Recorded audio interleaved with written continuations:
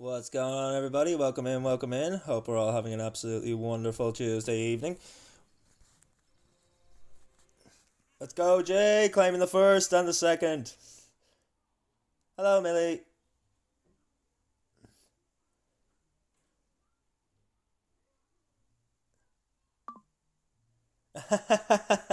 Yo, yo, Book, let's go. What's going on, buddy? We got everybody coming in now. I love it. I love it. Alright, give me a second here till we get the Do Not Disturb on.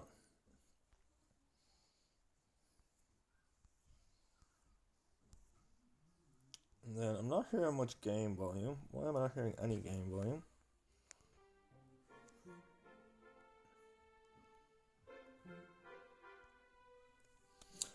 So yeah, welcome in everybody, and welcome in over on YouTube as well. We're just getting ready for the start of this first war for the CCKE round of 32. We have Wolfpack Esports versus Supreme Kings. This is our first of two wars this evening.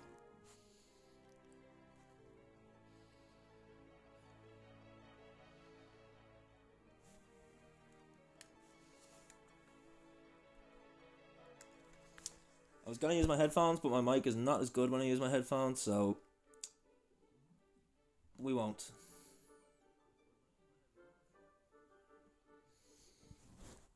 So yeah, we've been accepted into Wolfpack. They've spun the war already, so we should be starting any minute. Oh no, this war's already ended, so they're due to spin now in the next 5 minutes. I decided to start a little bit later than we normally would, just because I'd been starting very early and we were all sitting around for 20 minutes waiting for a war to start, so...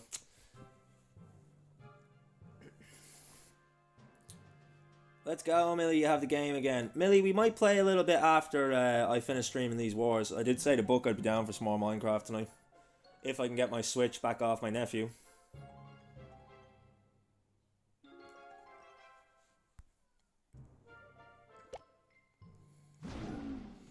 And assuming Book is able to play, but even if he's not, it's a realm, so we can play it anyway.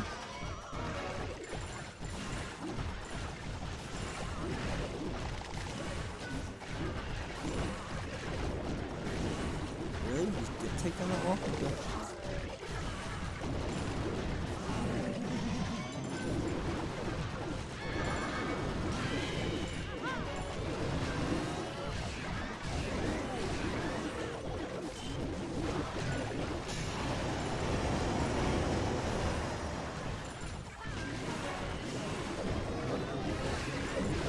Look at this. Just get this quick hit done while we're waiting for the war to start.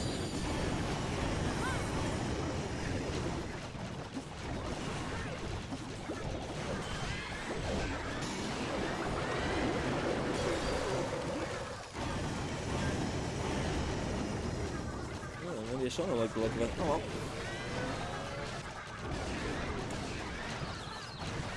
Farani, what's going on, buddy? Hope you're having an absolutely wonderful evening. I'm sure it's Wednesday for you now, isn't it? So I hope you're having a wonderful Wednesday, my man. We're just about ready for the war to start here. They should be spending in 4 minutes. 5-minute preparation day, as you know yourself.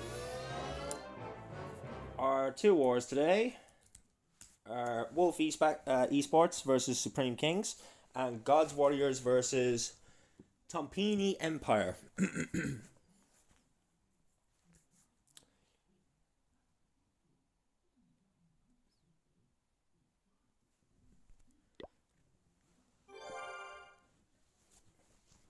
Let's go, buddy.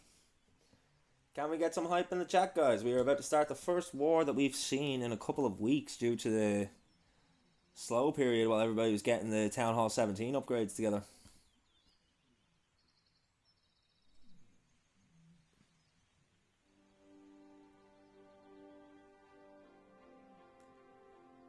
Oh, nice. Some of the animators are in. Let's go.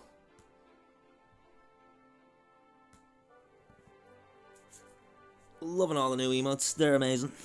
Shout out Dazzy yet again.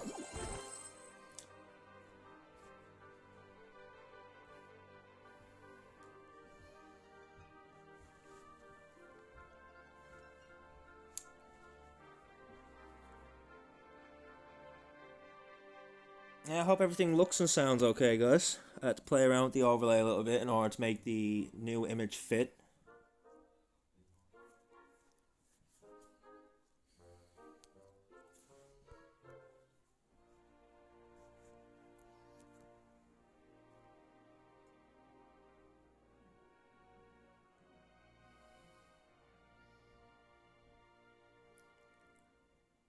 What?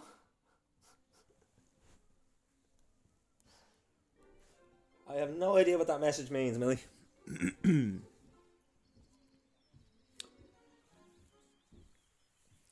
So we definitely have some new stuff to see here.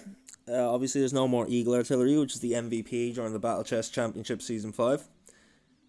That was our MVP defense as far as we were concerned here in this channel. We are replaced now with the new Town Hall Artillery, which can be activated from the second a troop is placed. Doesn't have the range that the Eagle Artillery does, but it's still... There's been mixed reviews of it. I'll be interested to see how it plays into the war hits here and what kind of factor it plays. Still not sure if this is on hard mode or not. We'll find that out when the war spins.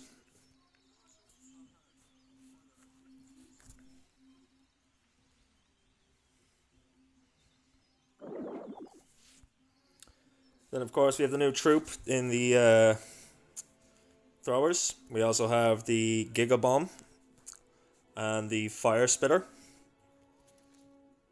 So yeah, there's been quite a few changes, and then we also have that new hero, the Minion Prince, so I'll be curious to see if anyone utilises that during this war.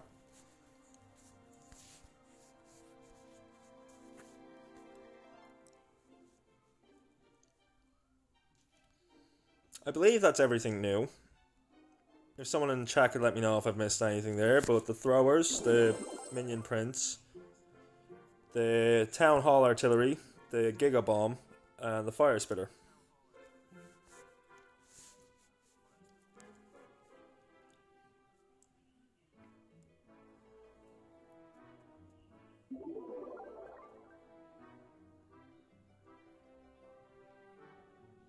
Just looking at my Umbreon in the little tuxedo brings me so much joy. I'm glad, Millie. I'll apologise in advance for I inevitably piss you off again when we play.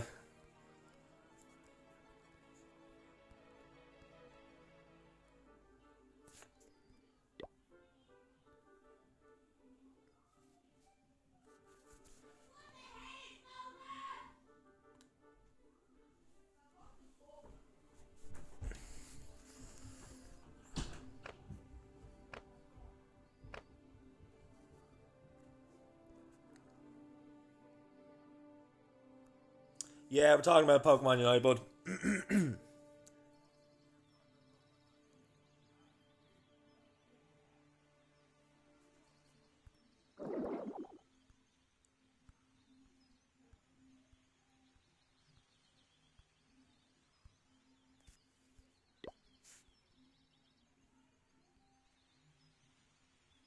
Supposed to put my expo on. 4 days. We got time. I'm surprised they haven't spun this yet.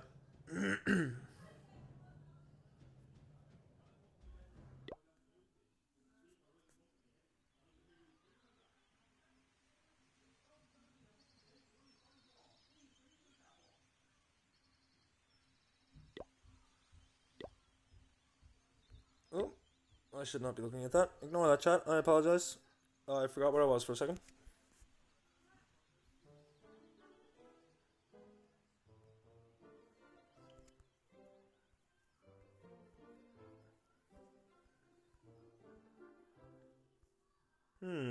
Maybe they're due to spin out at 7:05.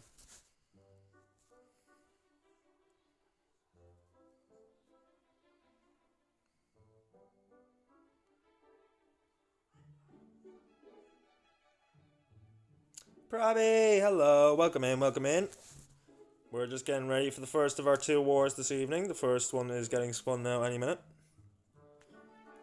We have Wolfpack Esports versus Supreme Kings, the round of 32 for the CCKE. I'm glad you enjoy the new emotes, Probby. Enjoy the cuddly teddy bears and the love hearts.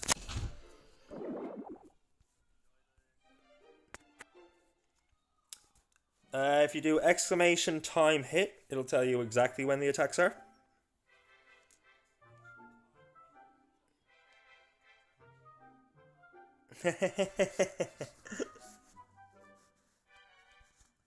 I wish I had your Jar J, but we won't speak about that right now because we got some wars to cover.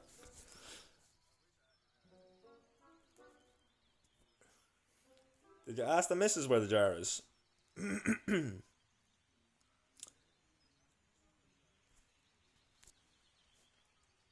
It's exclamation time hit, probably. We're looking to check my time.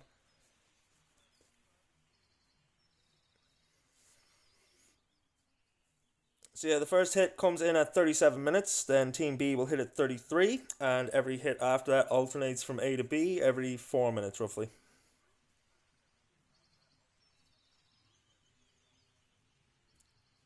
You're having to 1v5 because your whole team is AFK and you're playing Umbreon. Good luck.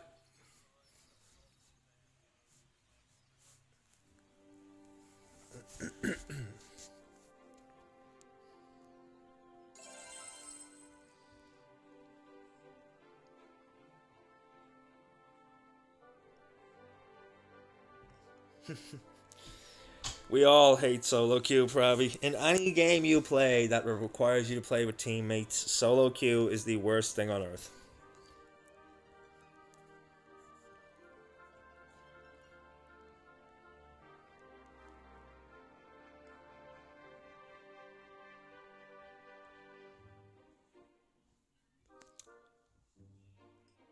Okay, it should be spun by now.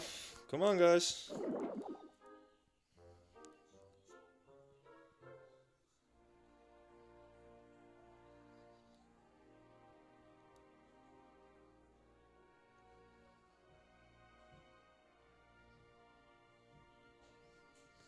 Apex Legends is just as bad, I agree. I'm going to turn off the little chat notifications on my actual screen, so if I miss anything, I apologize, but this is how we do it when we stream a war, guys.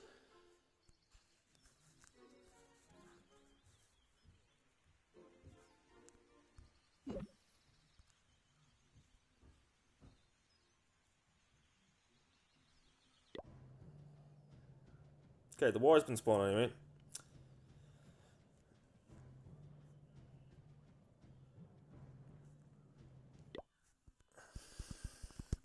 So there will be... Oh, and they found it. Lovely. So they have a 5-minute preparation day. That's time for them to donate CC troops and all that jazz. I believe the war itself is 45 minutes. So the first hit coming in at 37 minutes. That's 8 minutes plus the 5-minute preparation day. You people have 13 minutes to get yourselves a tea, a coffee, use the bathroom, make a snack. And then it is time to lock and load as we get ready to cast the first war of our CCKE career. Wolfpack Esports versus King Supreme, all Town Hall 17s. Can I get some hypes in the chat, please?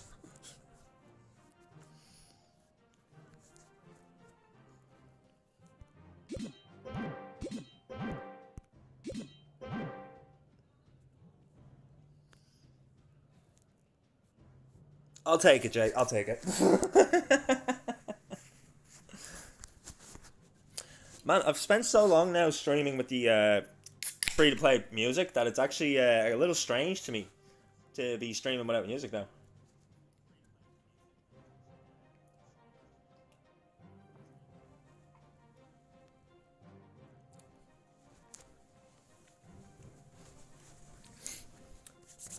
How does everything sound, guys? Do you hear the game sound all okay?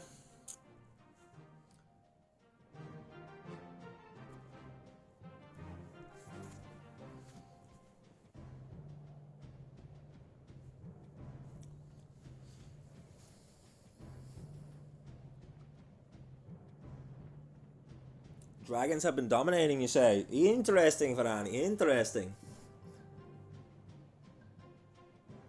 Sounds all good. Does it still sound good now that I've turned the game volume up, or should I turn that back down?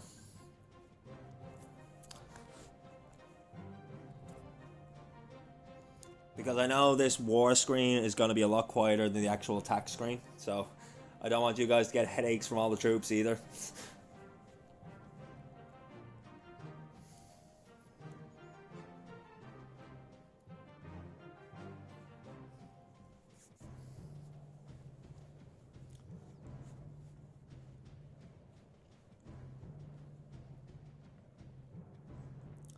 And how is everybody this evening? I hope we're all having an absolutely marvelous time.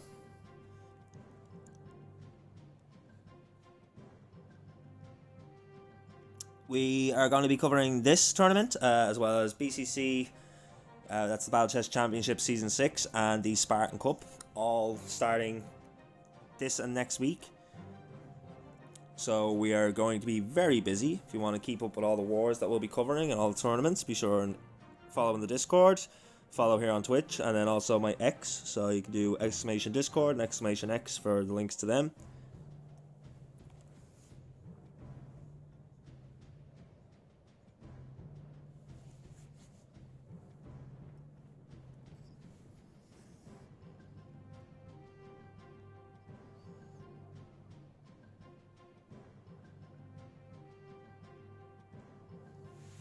Let's take a look here. So from the side of Wolfpack, we have Mini Chew. Shout out for the chew, sir. Jacob627. Alpha. Alpha, known to be quite a good attacker. Ironman76. And Bibek. And then for King Supreme, we have Gurn. Koki. Kingy. Kamak Anarchy. Why did my voice go so high there? Dear God. And Kowalski.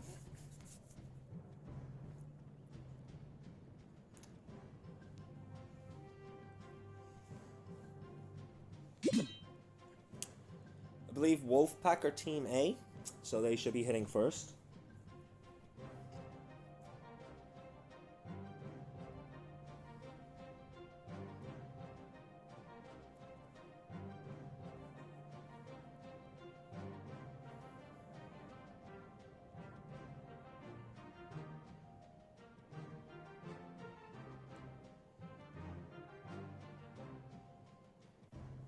We also have 4 more wars booked for tomorrow for the same championship.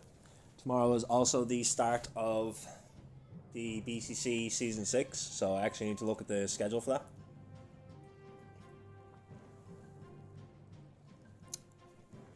Probably not going to be getting much sleep over the next few days.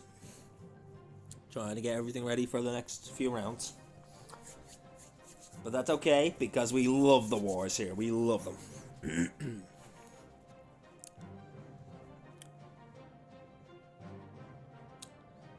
And so we are into the war day. First hit will come in at 37 minutes, so you now have less than 8 minutes, ticking down to 7 minutes to do whatever you need to do before we get locked in for the first attack here. And then due to this being a 45-minute war day, and it's starting at 7:10, we're going to be cutting it very close to catch the second war. We'll have like 5 minutes or so to swap over. Luckily I've used one of the other accounts to request access to the clan for that. I might just check that while we're waiting, just to see if I've already gotten accepted into that, because if I have, that would be convenient. We do have a little bit of a history on this channel of mad dashes to try and get into a clan before their war starts.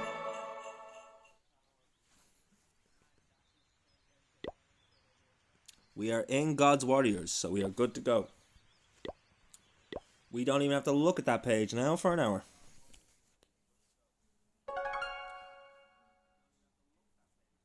It's coming, Jay. It hasn't been cleared yet, but it is on the way. I promise you, I've uploaded it. Twitch just has to press the button that makes it active.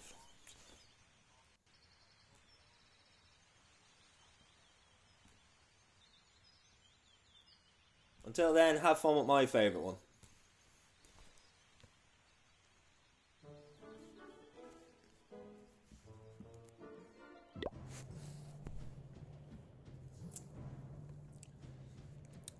So about 6 minutes till the first hit comes in here now. First of 2 matches today, Wolfpack versus King Supreme, all Town Hall 17s. My first time calling a Town Hall 17 war, so this should be interesting. I'm probably going to stumble on the names of half of the new stuff. That's what happens when you're calling a war, though. I like to be hyper, I like to talk fast.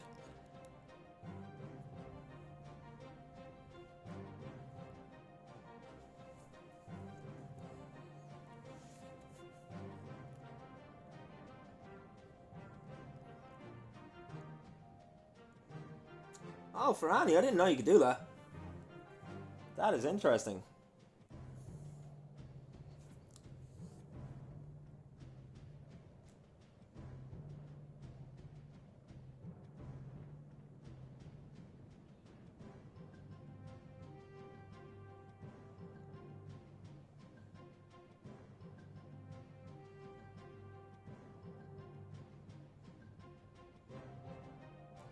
That's why, because you didn't do exclamation Pokemon the first time. But yeah, that's nothing about the Pokemon Unite though. That's all for the Pokemon community game.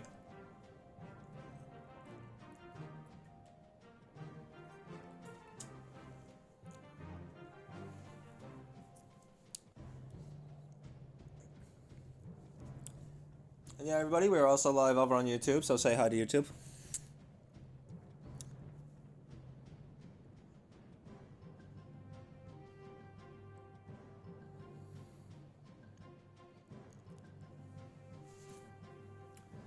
Seeing as we have some people in the chat and we're streaming a war, let's start a raffle for 100,000 bones.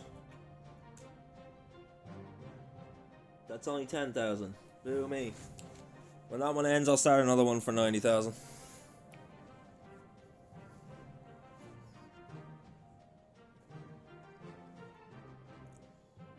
Join, joink, jiggle. Nice. Only the join works though.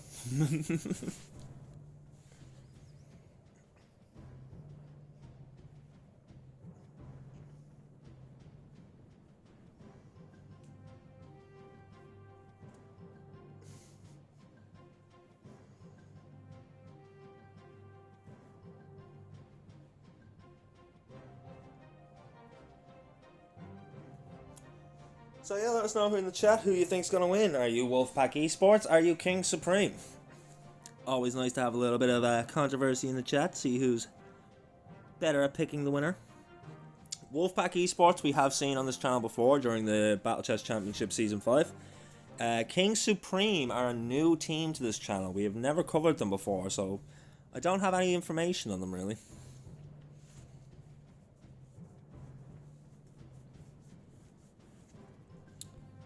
Let's have a look. See, all targets have been claimed.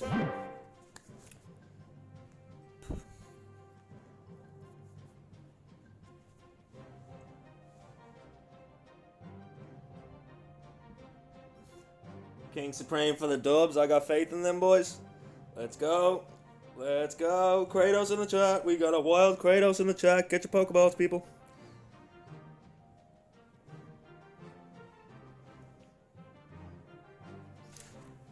Welcome in, Kratos. Welcome in. Who are you thinking from this one, buddy? You thinking Wolfpack? You thinking King Supreme? We got Jay Venus back in the Supreme, boys.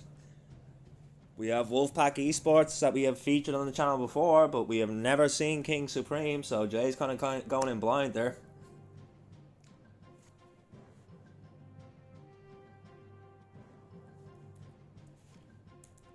Okay, I messed it up the last time, so there's 100,000 bones this time.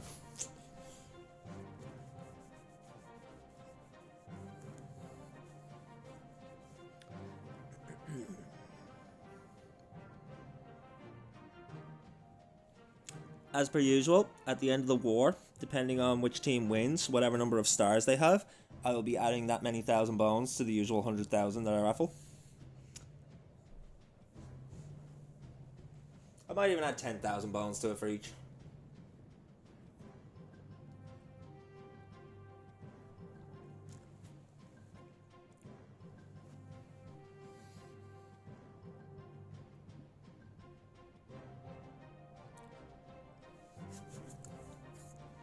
Okay, everybody, I hope you've gone to the bathroom and gotten your drinks and snacks and all, because we are now 90 seconds away from the first hit.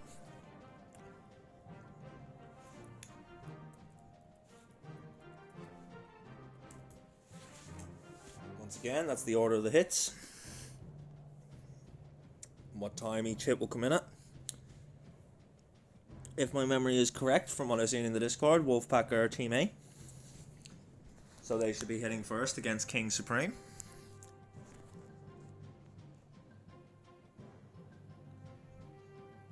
Either way though, we have never missed a hit. And we're not going to start now.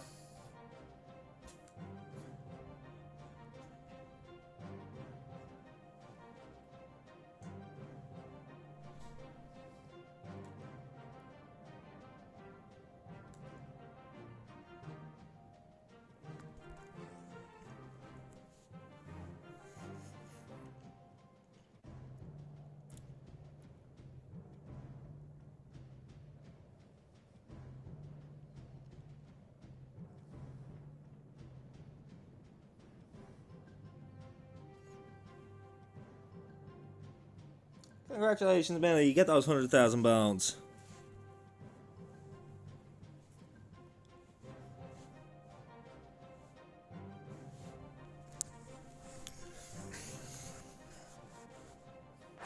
And we are live. Jacob is going to start us off in this war, coming in against Gurn.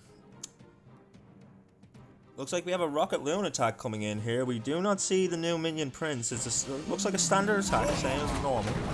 We are Town Hall 17 though now, so the defenses haven't changed. Let's see how that affects the attack. Starting with the Grand Ward and the Loon and a few healers from the right top corner. We're used to seeing this during battle chest. A couple of Rocket Loons to help snipe out the outside defenses. Okay, only see a flame here. This is also useful.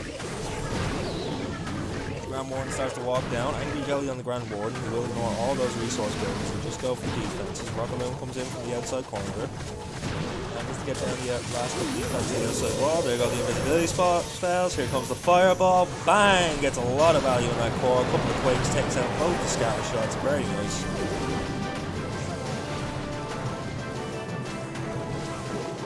Great tower went down as well.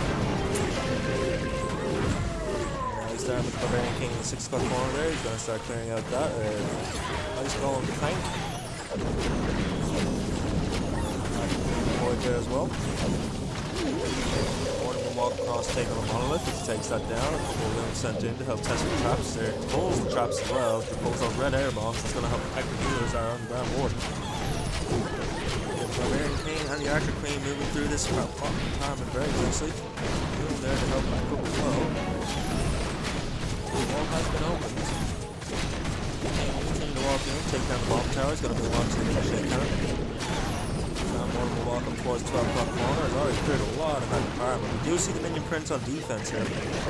Raging up that. Grand Warden still goes down even with the rage. Unfortunately, so the healers will redirect heading over towards the Queen and the King. 70% of the base down. He has about 65 seconds left. King has gone down too. He's gone to the Phoenix. Oh no, down to the healers. And now we see that new Town Hall artillery kicking in. We're just raining down absolute heavenly fire from above on all these troops. With left to go to the core. Quite a few troops actually are clean up though, so maybe depending on the value of this Prince, it might be okay. Raises it up. There goes the healer up with the Queen. Queen's still got a walk in, take down the Town Hall. Poison tower goes off, raise up the Queen, raise up the healers, have to keep that Queen alive. Got 32 seconds left and 9% of the base left. Looks like all the defenses are down. Still has a couple of minions and a couple of archers on cleanup. So this should be the first 3-star of our Town Hall 17 wars.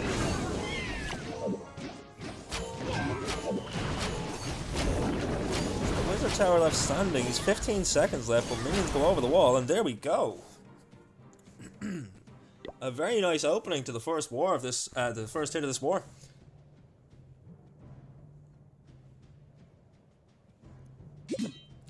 Like, what a statement, Millie. I just saw your top chat there.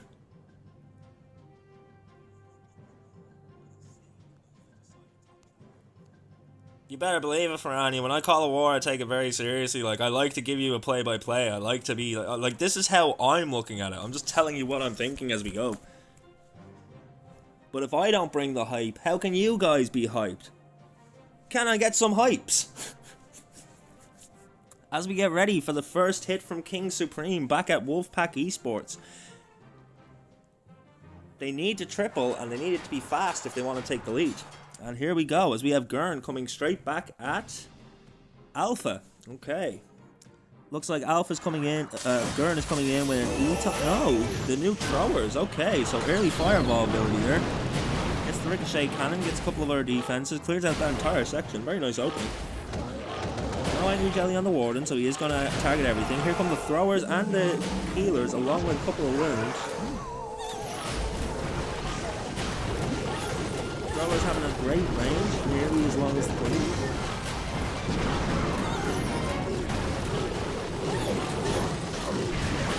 Can't remember the exact tile distance that they have, but they do have a great range. They should be able to reach a lot of these defenses that are near the as they step into the core of the base. Massive ice golem now to help block for all these troops as they make their way in. We have the Archer Queen down the right 6 o'clock corner, as along with the Siege Barracks. Out came the Pekkas and the Wizards. They're going to clear all that now and keep funneling the troops moving in towards the centre of the space. Freeze is down the middle. Out of the enemy CC, we have the Ice Golems and a couple of wounds. Poison used on the enemy CC, raging up all of his healers. Got loads of throwers here, still making their way through the base. The Giga Bomb is going to get close to that Giga Bomb. The Yetis making their way down with a thrower and the Archer making their way to the 3 o'clock corner. Still going strong to clear out all those defenses. Ice Golems have popped and slowed down the attack in the core a lot, but the majority of his throwers seem to still be standing. There goes the Rage Spell. Still has his healer. Still has his Grand Warden here making his way right through the core of this base. Queen doing Queen things on the right hand side. Here comes the RC, going to come in and snipe down the Inferno Tower, followed by the Multi-Archer Tower, and then move on to the air defense. We get the throwers all the way across here to take on the Builder Huts. The Town Hall is raining heavenly fire down from above. That is lava damage, not poison damage, as I've seen a lot of people saying. It's more like a magma type of thing, it's burn damage. That's why you can also hit air troops. Poison can't hit air troops. Now, throwers stepping in, take down the Town Hall, moving over to the Multi-Archer Tower. Lovely, you got the Hog Pups from the RC, popped out a couple of hogs, took down the last defense. All defense is gone, so this will be a 3-star. Now, who's going to have the time advantage? I think it's going to be King Supreme with the time advantage by about 15 seconds. Turn the game down? Yes, I can. That's why I was asking earlier, because I normally have it here, and I just didn't know if that was loud enough for you to hear the action from the war.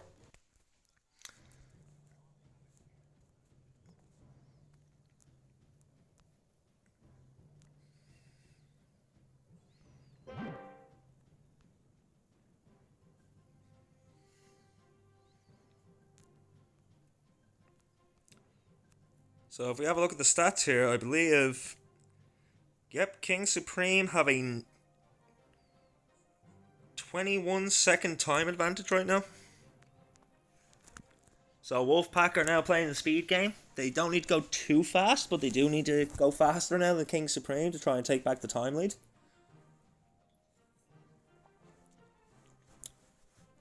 A lot of what I've been hearing is that the Eagle Artillery being merged with the Town Hall has actually made it a little bit easier to attack. So we may be looking at a perfect war here. We just don't know. It is also hard mode, so don't sleep on hard mode, people. We have seen quite a few upsets in the hard mode.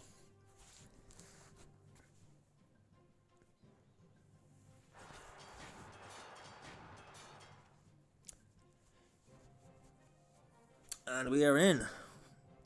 We have Bibek taking on Kogi's base. We have a giant arrow coming from the 3 o'clock corner to the 9 o'clock corner. Manages to hit quite a few defenses, alright, but I'm not sure if he got the value he was looking for from that. Barbarian King deployed on the bottom side here. This is going to be a Dragon and Dragon Rider attack.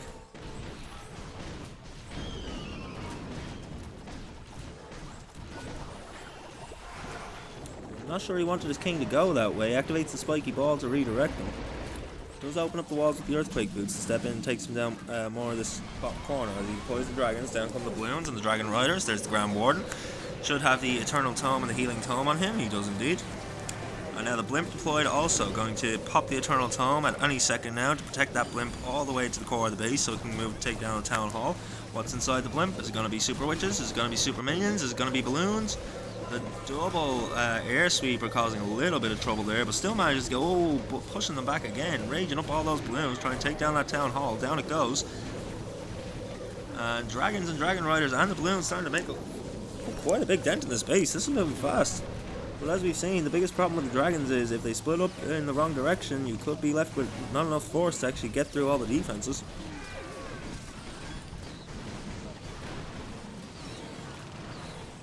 We've gotten some nice value from that blimp, and the early the Warden ability has protected everything quite nicely. Dragons are dying off here though. RC is still going, but it's going to be taken on by 2 of the enemy heroes. Down they go. Grand Warden walking his way up. Archer Queen. And the Phoenix. Is that all he has left? Just the Archer Queen and the Phoenix? Like, no, he's got a dragon still making his way around the 12 o'clock corner there, but there goes the air trap. Gonna damage you even more. Very low on health. Nothing left to deploy. I think this is gonna be a defense for King Supreme. I think Bibek has just opened up this war for King Supreme. As we get a defense with a 2-star, 81%.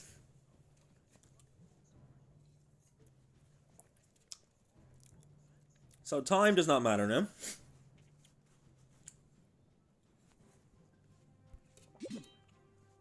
If King Supreme can continue to triple, they will win this war by stars.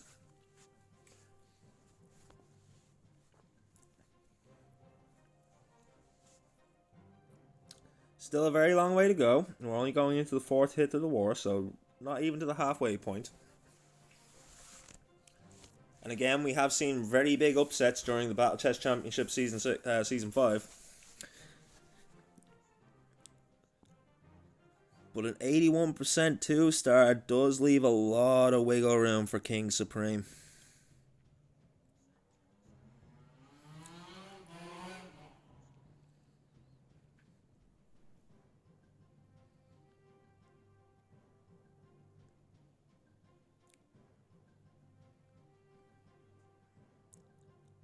Next hit due in now in the next 45 seconds.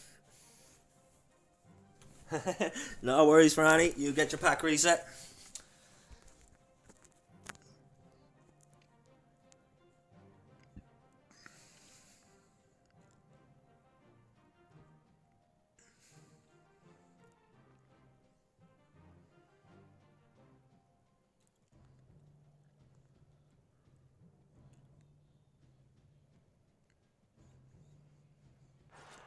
Okay, we have Koki coming in against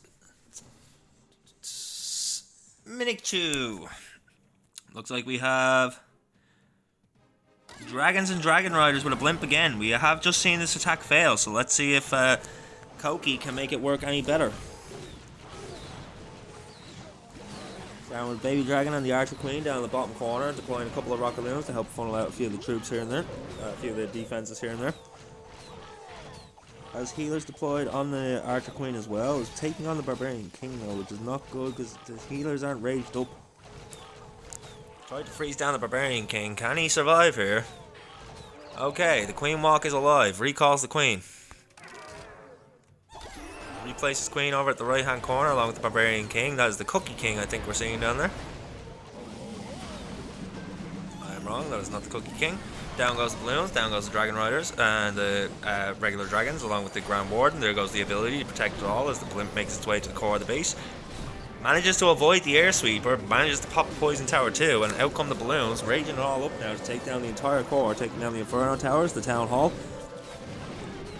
And there goes the Minion Prince ability. First time we've seen the Minion Prince used in an attack, slowing down the entire right hand side here as he manages to move on to the crossbow, getting over to the hidden Tesla there and the ricochet cannon. And now Inferno Tower taking down a couple of his balloons here. He should be okay as Barbarian King is moving in. Here comes the Skeleton Trap to slow down the Barbarian King though. Dragon will help take care of them, and he does have healers left to heal up the King. But the King does go down, so the Dragon now will move to take on the Inferno Tower as the main portion of the Dragons move their way towards 3 o'clock here. Still has a lot of defenses on the back end here. Losing a lot of power here. 81% is the marker he's looking to beat, so he only needs a few more buildings, but can he get them? Minion Prince still standing strong. And his Grand Warden, he's at 76%. If he can get 6 more buildings down, then he's good.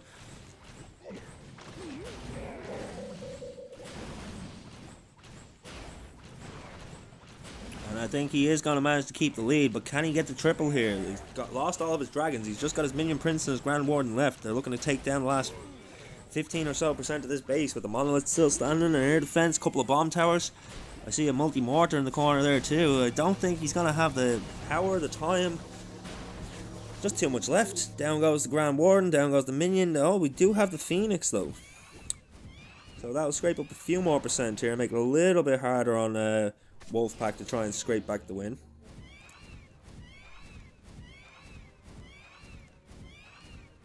Any extra percentage, even if it is tying on stars, it will help you going forward. Well, that's of course Wolfpack triple out now. Jordan, I thought your hit was very clean, mate. Very clean indeed. And thank you for the first time chat. And thank you for stopping in to watch, buddy. I appreciate you. I'm sorry I didn't see your chat straight away. I just get so lost in the attacks. But yeah, it was a very nice triple, man. Very nice triple. I thought time was going to be against you for a minute. Oh, Gurren, thank you for the follow. We just hit our goal of 130. But yeah, I thought time would be against you for a minute, and like you managed to get it in the end. So like, yeah, let's go, man. Let's go. Looking forward to seeing what else you guys are going to do, because right now you've got a time and a damage percentage advantage. So I don't want to call it yet, but you do have the advantage in this war right now.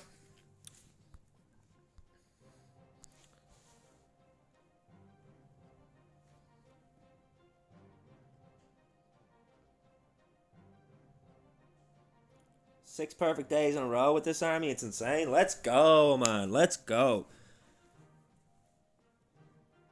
Well, yeah, I'm going to be covering as many matches as I possibly can for this, the Battle Chess Championship Season 6 and Spartan Cup. So I'll be streaming a lot of wars over the next few days. And we are in with Iron Man 76. He's coming in against Kamak Anarchy. Let's go. Looks like we have a...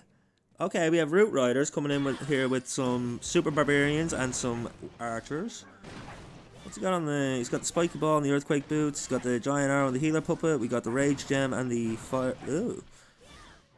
Has he already deployed his Royal Champion? Okay, starting with the Royal Champion over at the 3 o'clock corner. Does a recall on the Royal Champion. Then places down the Grand Warden with a couple of healers. There go the invisibility spells. Fireball straight to the core. That was an interesting use of the recall spell there. He managed to take out a lot of the defenses, so he didn't have to bring as many invisibility spells.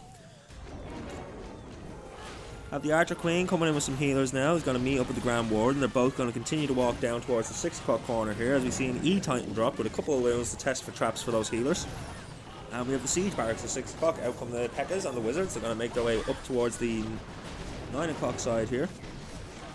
Getting a lot of value here. Already cleared out an awful lot of the base, and he's less than a minute in. He's already got more than a third of the way through this base. He's looking good for time. Now, can he keep the force? Oh, the Monolith, though, raining down on the P.E.K.K.A.s. Good thing he has some Wizards making their way up, and here comes the Invisibility and the Rage Spell, doing both. Let's go. This is looking very nice, Chad. This is looking like a very clean hit. Still got... As far as I can see, he's still got all of his heroes moving through the core of this base. He's about to lose a few of his Wizards and Valks on the outside doing some cleanup here, but that should be okay. Yeah, oh, there goes the Giga Bomb as he makes his way down to the Ricochet Cannon. Down to... Oh, here come the Root Riders, smashing open the last of these walls. Down goes that Ricochet Cannon. Got a couple of Archer Towers left. I see a Mortar. Not a lot of defenses left though, and still plenty of force. He comes through the back end of this base. There's 80% down, minute and 20 left to go. I like the look of this. I think this is going to be a triple. Iron Man 76 giving us a very clean and very powerful hit.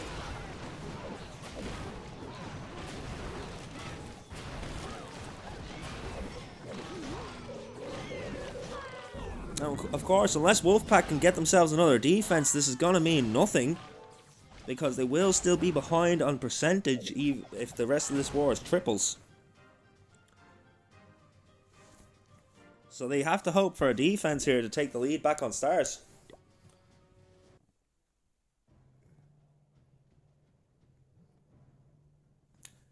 Whew.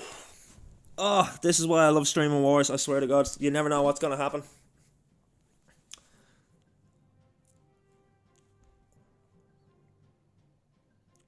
So the pressure's on for King Supreme here. They need to make sure that they stay on top of this. Why is Minichu coming in? Why is Minichu coming in?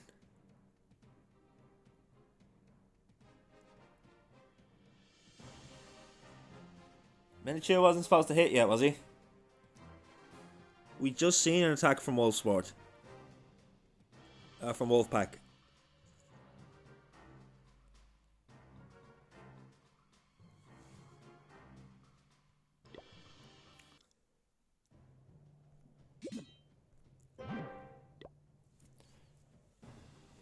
Gurren, is there any penalties in this cup that you know of?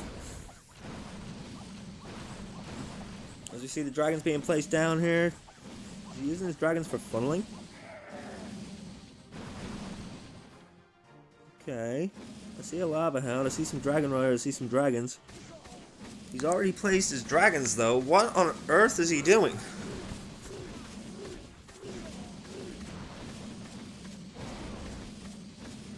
I'm sorry, chat. I do not understand what he's trying to do here with this attack. He's placed his dragons all over the place. He hasn't put his warden down. He's still got his dragon riders to place.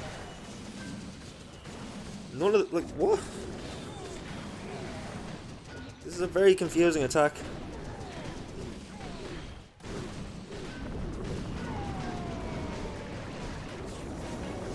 Seems to be making it work from now. So here comes the Barbarian King, makes his way in towards the monolith. He has a dragon left up in the corner.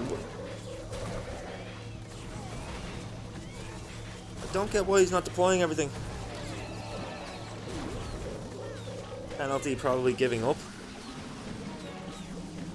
I don't want to assume that though. It could just be his attack style, but this is not what we expect to see at this higher level. It's kind of bad sportsmanship as well, especially considering the game is being streamed.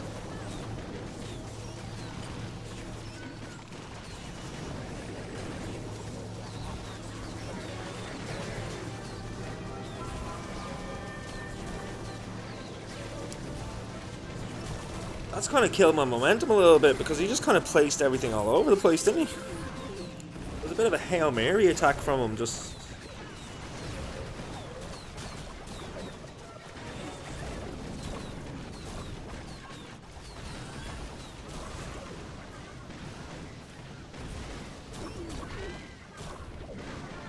I'm really not sure what to say about that.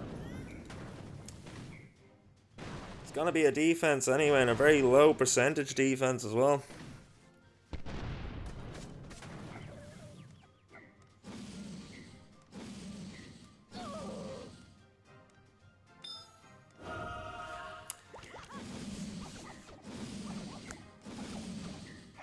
I mean, honestly, with the way he placed that, I'm surprised he even got 62% of the base.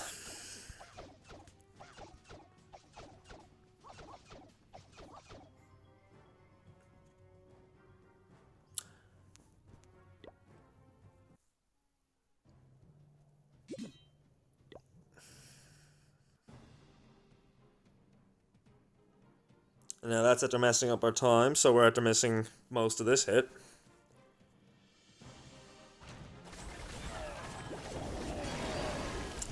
I do apologise for this, guys. I'll make sure I mention this in the server.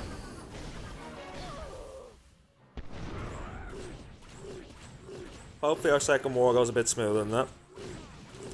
Like, look, if he had just actually went for it, like, I mean, this is looking like it's going to be a defense as well.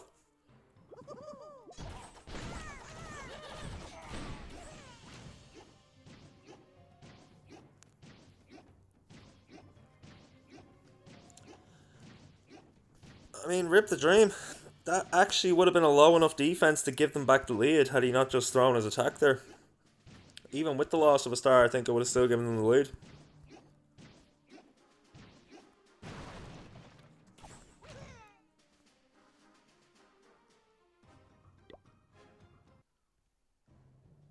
Again, I don't know if there is any penalty for hits in this.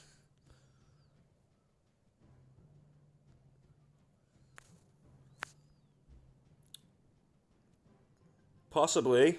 I have no way to even, like, we'll go back and we'll watch his hit. That was the Kowalski hit on Bebek, wasn't it? Yeah, on Bebek. So we'll watch that hit at the end of the war just to have a look.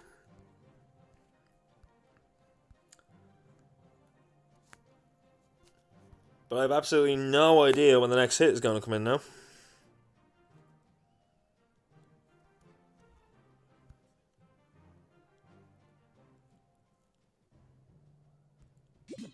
It's probably going to be King Supreme's hit though, because they only have 3 hits done and Wolfpack have 4 done.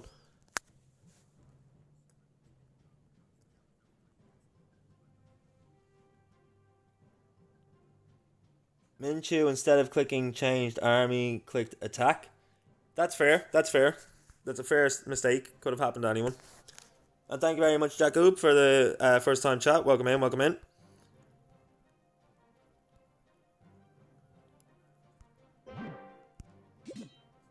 But then what was going on with the attack, man? I have to ask, like, I mean, his dragons were down, his warden still wasn't deployed, he still had his dragon riders to deploy and all. It just kind of looked like he gave up, man.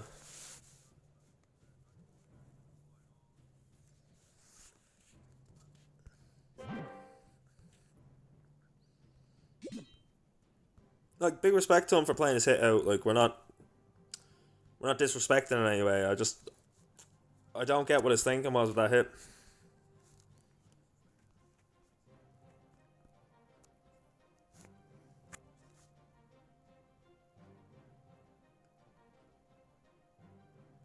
He's a super arch attacker who likes to land on the traps. Okay. Maybe I just don't know enough about the attack style. That could just be my own ignorance than anything else.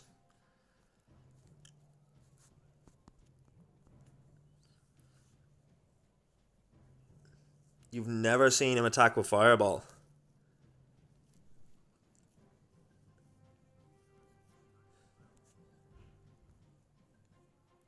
I mean, that's fair. If he brought the wrong army, then I could see why he would have been annoyed and why he wasn't quite sure what way to work the army, but it's unlucky, man. It's unlucky.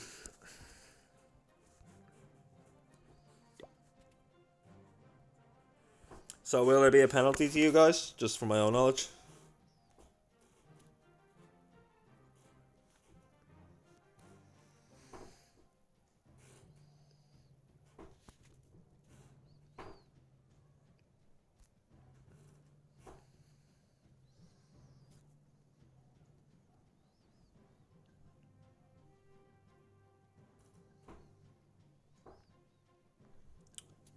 Oh, that's tough.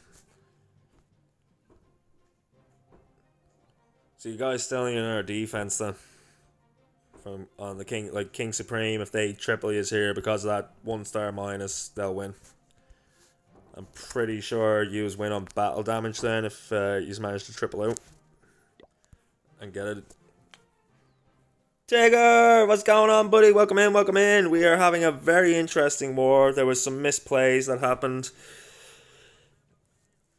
It's a weird situation right now. Wolfpack have a minus 1-star penalty, bringing them to 9, so they need another defense from King Supreme. If the rest of these attacks are triples, then King Supreme will win due to the minus 1 on the stars. But if they get the defense, then Wolfpack should win because they have the damage percentage advantage.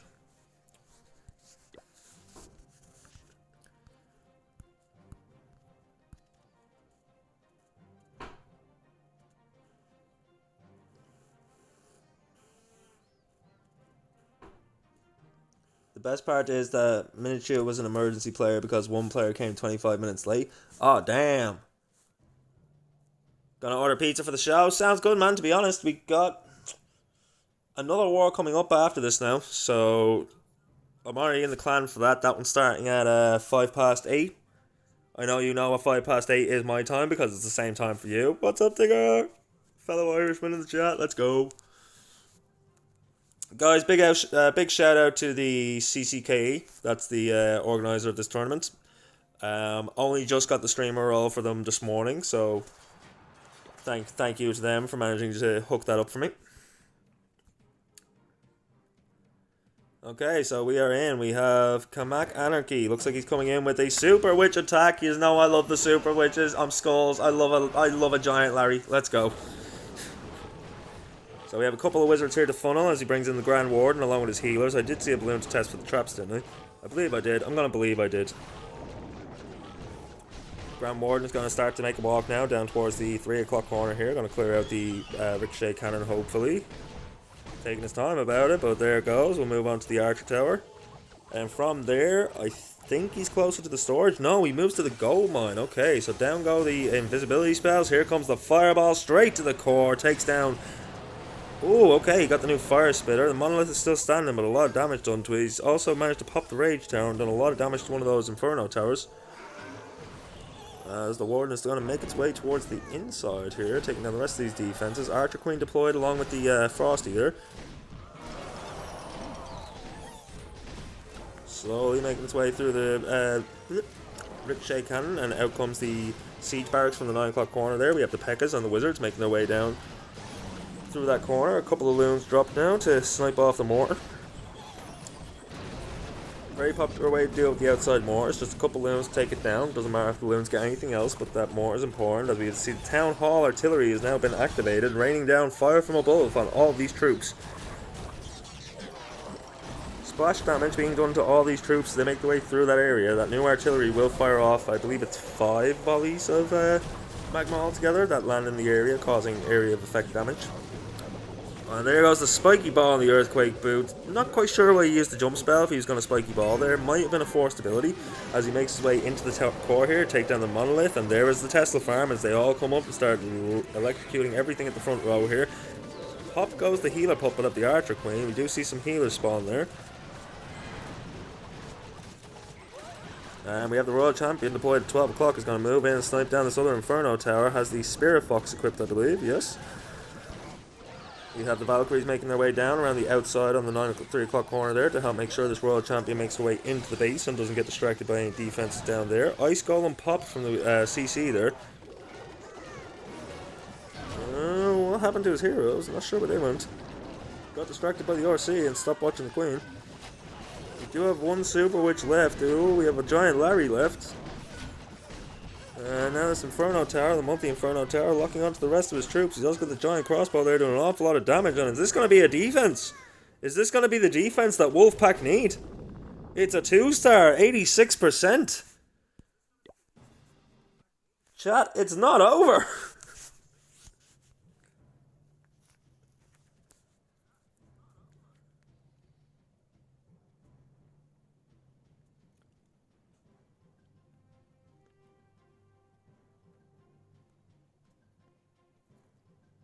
Come on, Supreme. Unfortunately, this puts them in a bit of a tight spot. Not gonna lie.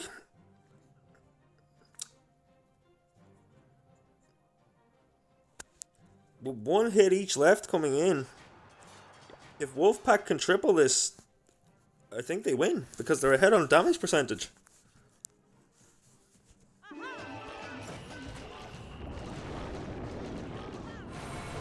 So even with that catastrophic misclick of the attack button and the penalty on the star, a triple here will seal it for Wolfpack Esports.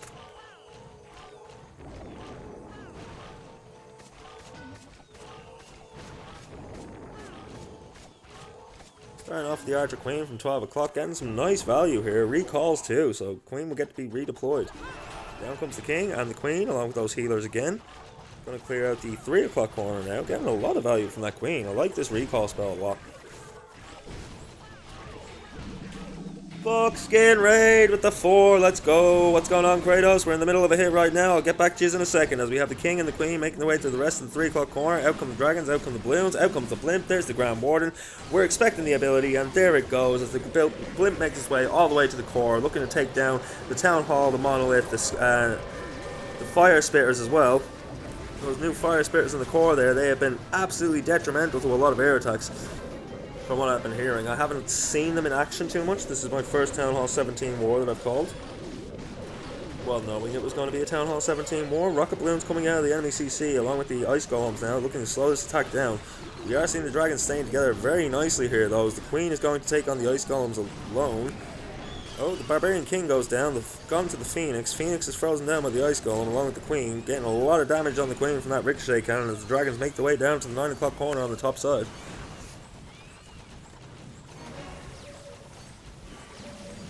Kratos is dual screening it.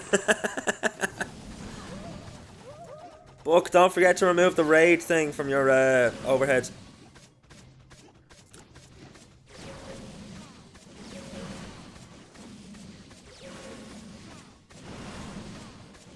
Because I'm actually working towards partner now, buddy, so it won't help me at all if it's still a raid.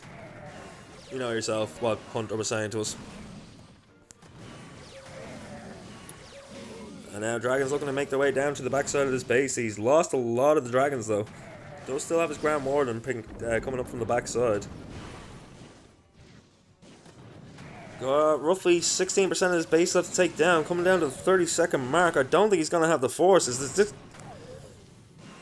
Chat, this has been a swing and a swing and a swing again this entire war. I think there's going to be another defense to put King Supreme back in the lead.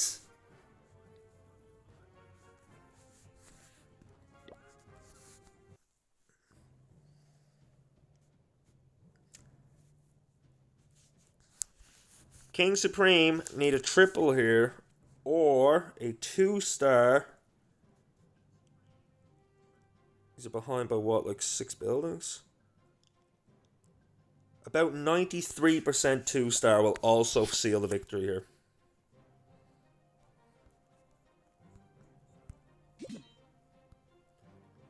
I'm just doing quick math there, but if my math is mathing the way it's supposed to be mathing, then about 93% is the target.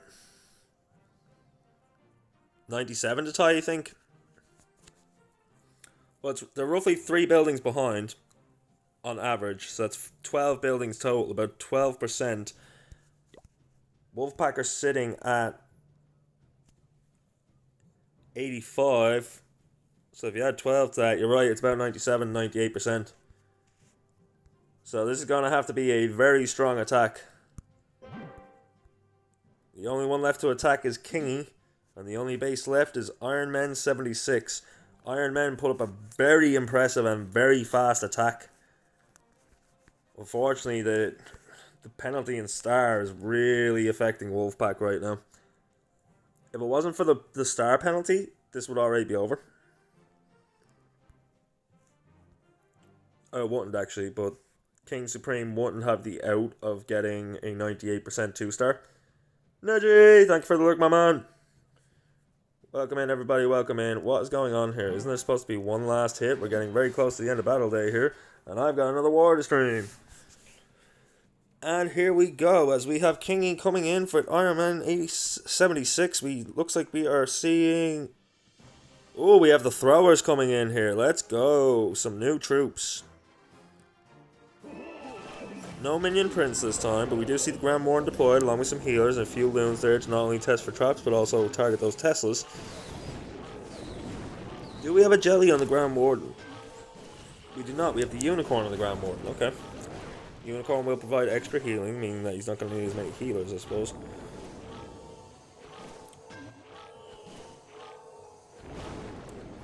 I think Kingy knows he just needs to 98, 99 or 100% this for the win. He's taking his time here, making sure he gets what he needs before he deploys the invisibility spells. There goes the fireball, gets down the Inferno Tower. Gets some value in there, but I feel he didn't. I'm not going to question him. Throwers now deployed in the 9 o'clock corner. They're going to walk with the Barbarian King and the Queen as they make their way all the way down. King walks inside that compartment for nothing before coming back out. Down goes that storage. Moving on to the ricochet cannon now. And should be within range of the town hall. And there goes the first fire. Those 4 heat-seeking shots as well. Very interesting. Those 4 targets will target different troops. They each individually target, so depending on what way your luck is when they target, they could all land in one spot, they could land in a straight line, but every one of them will do area of effect damage as the spiky ball and the earthquake boots goes off, opening up a couple more compartments. Got a nice skip on that spiky ball too, going right to the other side of the base. Out of the enemy CC comes the couple of loons and the ice golems as they go pop, and they're going to freeze down the king. The throwers will take down the rest of the troops from the CC. We'll move on to take down the CC, raging up the rest of these troops as they make their way down to the 2 new fire spitters. The new defense you see there, kind of shaped like dragons, freezes down that compartment along with the Inferno Tower. Jump spell nicely placed to give all these throwers access down to the rest of the bottom side of this base. As he's got some Yetis along with the RC coming down towards the 3 o'clock corner to clear it all out. Freezes down the monolith. Out come the throwers. Okay, keep an eye on this percentage shot. We're looking for 98, 99, or the triple 100. He's got the second star, so this is all a percentage game now. Down goes the invisibility spell to protect a couple more of his throwers. He's got the healers there to help heal them back up as well. Yeti's making their way down. Still has the RC. Still has the Spirit Fox there. I need to breathe a little bit more. Looking good here as he smashes down the last bomb tower. No, he's got another bomb tower over here. Still a couple defenses left standing on the back end though.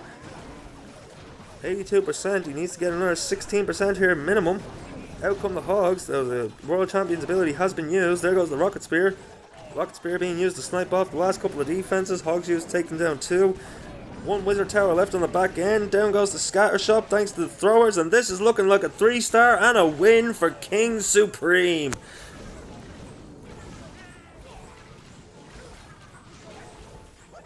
That has been absolutely back and forth. Can we see some hypes in the chat? Jakku, thank you very much for stopping in, buddy. Same to you, Genu. Unlucky to Jakku. Congratulations, Genu. Absolutely hype war, guys. Cannot wait to see what comes next from King Supreme.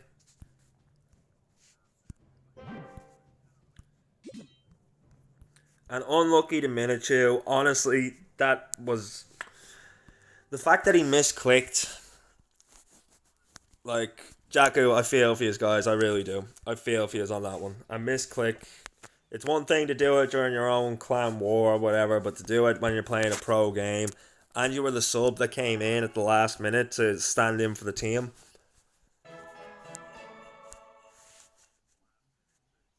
But Wolfpack did go off, man. GG's, like, well played, well bloody played. Chat, are we entertained? Are we having a good time? Are we ready for the next one? We got about 5 minutes for this next war. It has not been spun yet, but we are in for God's Warriors. I need to change my title and all. Our next war of the day is going to be... I need to type exclamation wars because I forgot the other name.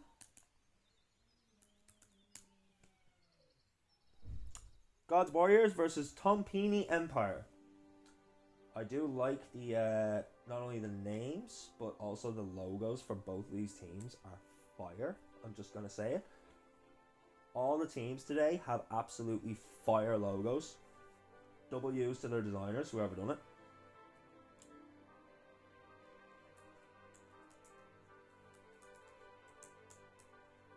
So let's update the title of the stream.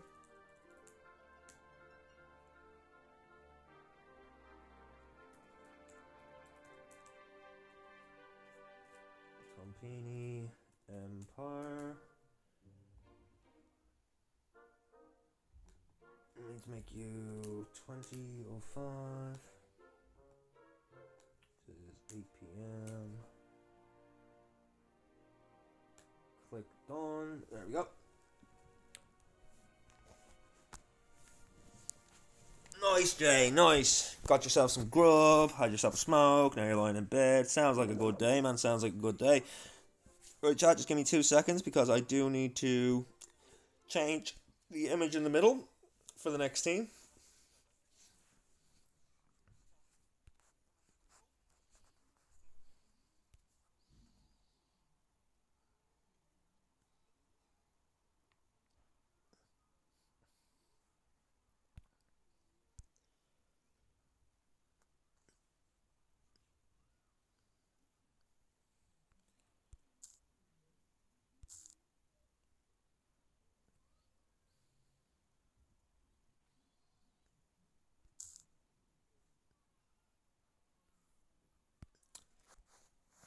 And just like that, we got the God's Warriors versus Tompini Empire. This war is now due to spin in the next 4 minutes, so if anyone needs to use the toilet, your card ain't working, so you can't order pizza. God dang it. Does your mum or anything have like cash that she could give you till tomorrow? Yeah, Gurn, congratulations, guys. Well played, well played. I'll make sure and snag your match for the next round, the round of 16. Depending on what time you're playing, I'm an official streamer for Mercy and Esports, so if they are playing any wars, I will be having to prioritize them first, but who knows, you might get matched against them. And yeah, W's to Supreme Kings. Like, we will definitely be keeping an eye on you guys here on this channel.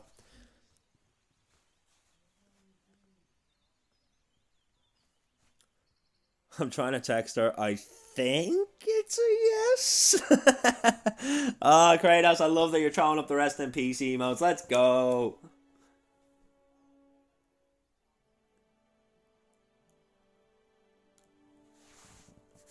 Yeah, check out all those new emotes, buddy. We got some of the animated ones in today. There's still some more to come, but we got some of them today.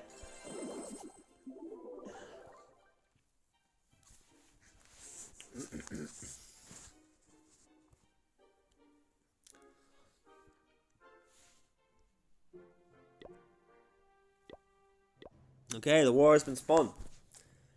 So on the side of God's Warriors,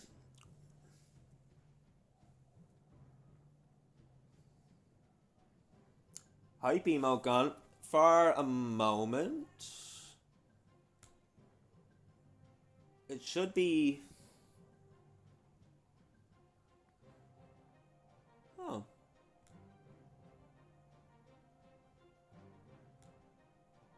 Maybe it is.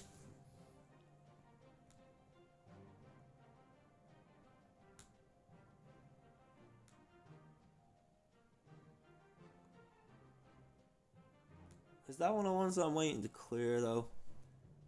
Yeah, we have a new hype emote. I'm just waiting for it to clear. It's an animated hype one. Alright, we have got this war loaded and ready to go. We have God's Warriors versus Tompanai Empire. I don't know why it's Tompini on the sign-up troop, but there you go. We have God's Garo, David, Santi, 2004, Julin, and God's Masca versus Eltano, Lupe, Almul, Diego, and Riga Torres, 23.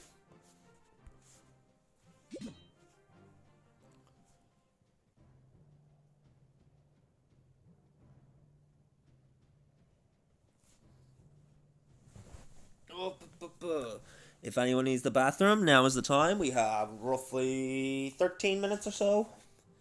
You know what? Bathroom sounds good. I'll be back in a minute, guys. Someone hit me with a caffeine. I'm about to drink some Monster. I always feel like I'm cheating you guys when I drink my caffeine without being told to drink my caffeine. Someone tell me to drink it. Come on. I dare you. I dare you. Caffeinate me. I dare you.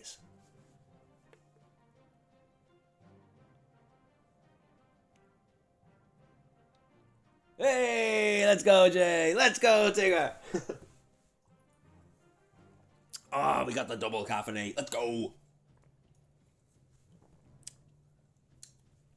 Ah, I love it. I don't know if any of you have noticed, but my alerts has a new sound. Back in a minute, guys.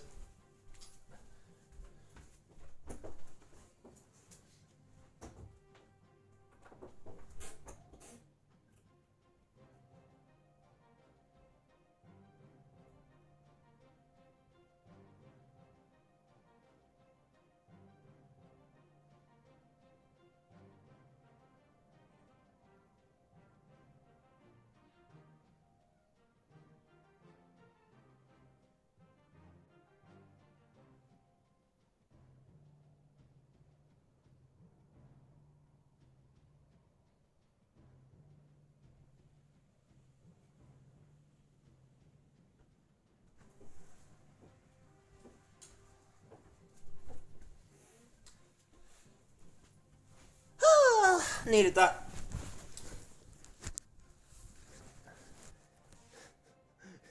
You drink when I tell you to drink.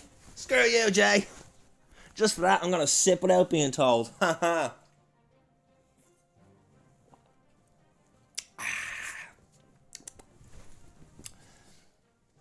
Alright. Still got some time. I think I'm gonna do what Jay does and do a Jay.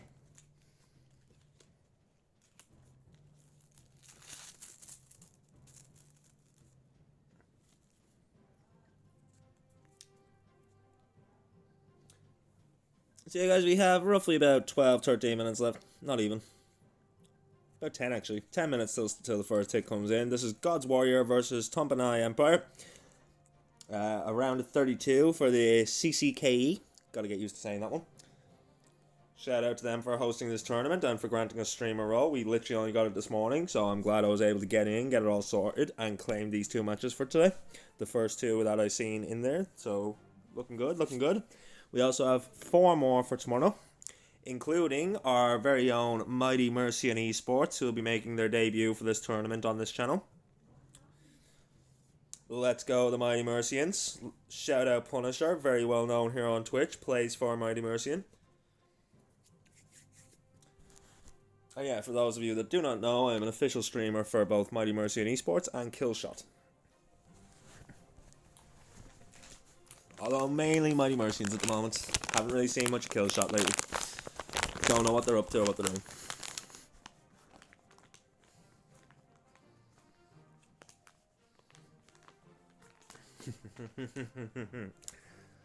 Jay, did you ever hear the old joke that marriage is like a Slurpee? First you take a sip and you're like, oh wow, this is really good, I'm glad I did this. Then you drink more, it goes straight to your head and you go, ow, ow, ow. Then eventually it stops hurting, But then you're stupid enough to take another sip.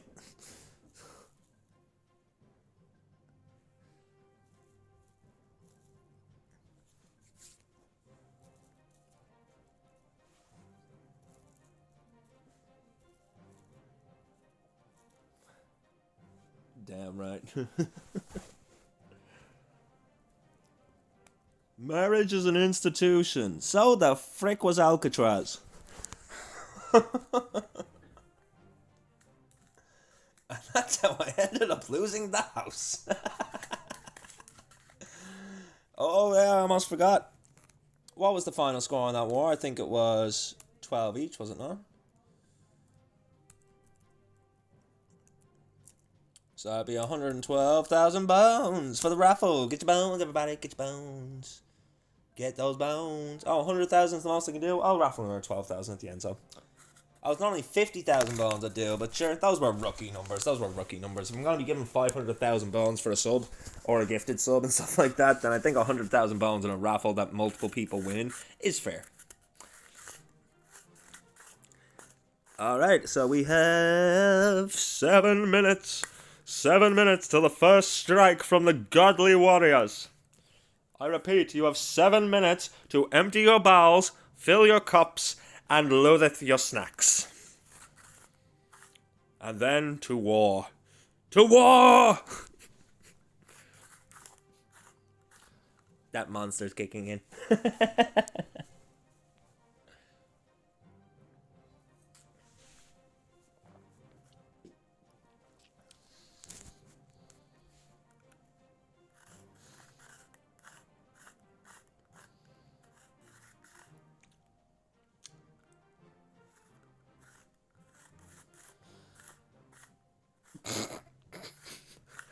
God damn, Digger.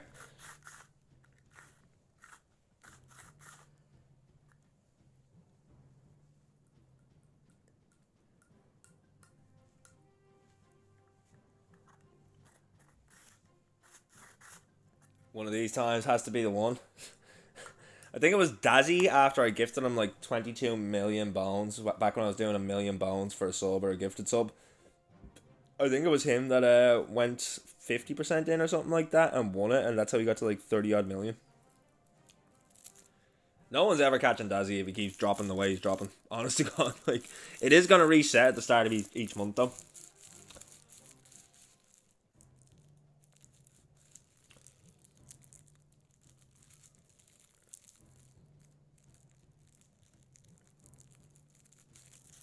What are you trying to do?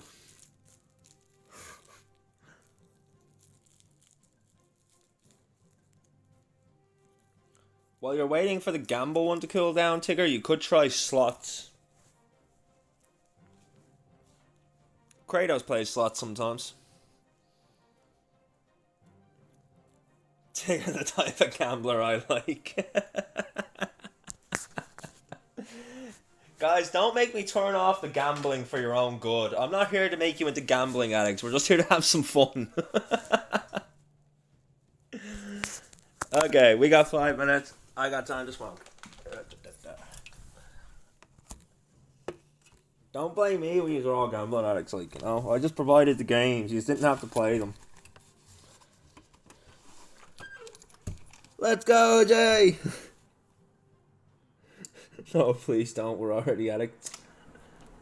I can tell between Bones and fucking Pokemon, you guys are always at it in the chat. I love it. I'm glad you guys enjoy it. I enjoy it too. It's great fun.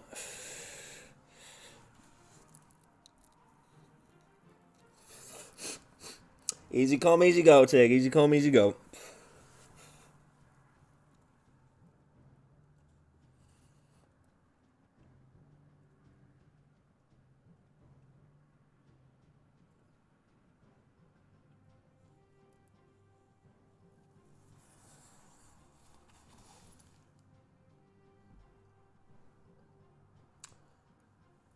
What did I say?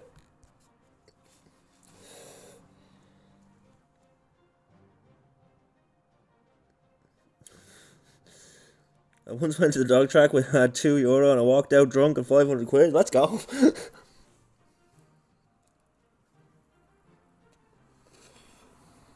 A shiny event? I probably would be into that if I wasn't busy streaming wars all the time. Honestly, for Annie, like, Clash has just kind of taken over the stream. I started by streaming Pokemon Pocket, but now I'm a Clash guy.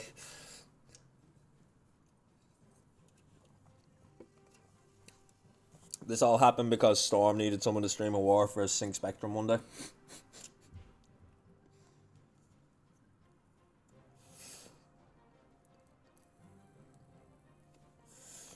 We are now 3 minutes out from the first hit in this war, people. Get comfy. As we lock ourselves in for yet another round of 32 in the CCKE. Already seen...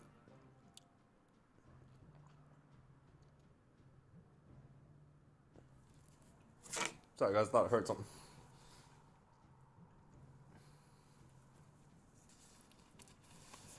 Anyway, yeah, we've already seen the Supreme Kings move to the round of 16 today. I spent so much time on that menu, we now have to reload. W streamer.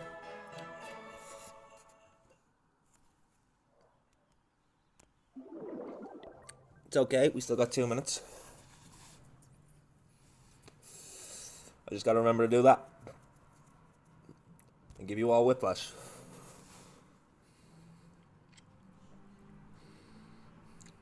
Exactly, man, exactly. You guys catch as many shinies as you want.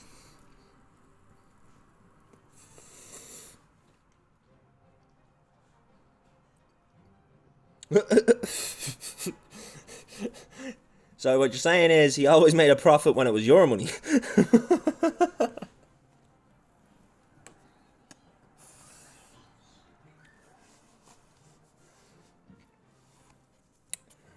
Yeah, guys, we are also streaming these wars to YouTube, so be sure and say hi, YouTube.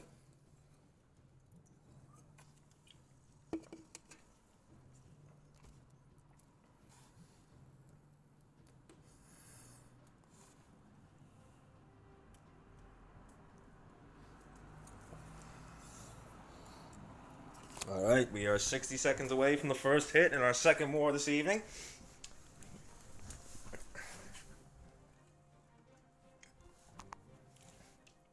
After that, I'm open to suggestion on what you guys want to do. We could play some Unite, or else Buckskin Jokers put together a Minecraft realm. We've been having a lot of fun on that. I was playing that with him for a couple hours before we came back for the wars. We can decide that in 37 minutes though, because for right now we are locked in for the second war of the round of 32 for the CCKE. Still not sure what those letters stand for, I will find out.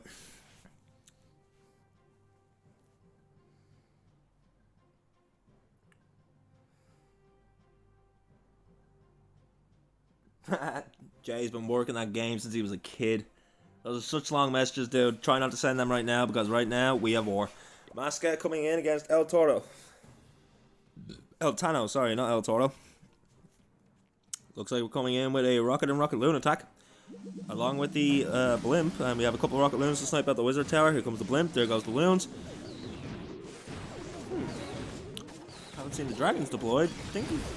Okay, he must think he can make it there with the Blimp.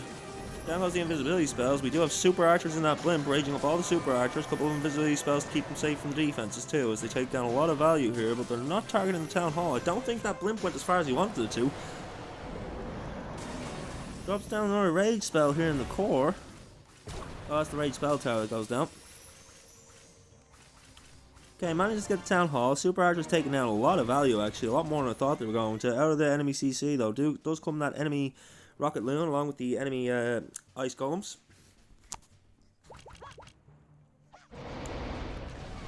Here come the dragons, here come the Dragon Riders, down comes the Grand Warden. We should see an Eternal Tome and a Heat. Oh, and a Rage Vial. Okay, so Eternal Tome and Rage Vial. All these dragons are raged up along with the Dragon Riders.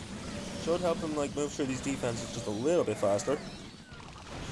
The fact that the Eagle Artillery is no longer a thing does help with these dragon attacks, because normally you'd have to attack from the side with the Eagle, otherwise the dragons just spend way too long being attacked by it. Monolith is locking on now. He uses the Eternal Tome to help protect the dragons from the Monolith. Down goes the Builder's Hut. Down goes the Monolith will go down. RC deployed to the 9 o'clock corner. Here comes the Rocket Spear. It will target all the defenses in this compartment here. Down goes the Mortar. As the dragons move their way back to the core, there's the scatter shots, and we do see those new fire spitters. Both of them Okay, seeing the placement of them seems to be very close to the core with a lot of these base designs so far. Giga Bomb has not gone down. The dragons have kind of died off here. There's a couple of dragons left on the upside here, along with his Archer Queen and his healers that are going to make their way up to the 12 o'clock corner, but Royal Champion's down. Down goes the Spirit Fox. Looking like we may have a defense for the open of this war. How high of a percentage can he get? I don't know. I can't see him making it through. That Fire Spitter absolutely wrecking everything in its path. Can he get another building or two? Looking like this is going to be about 85, 86% defense to open this war. God's Warriors, Maska not finding the triple.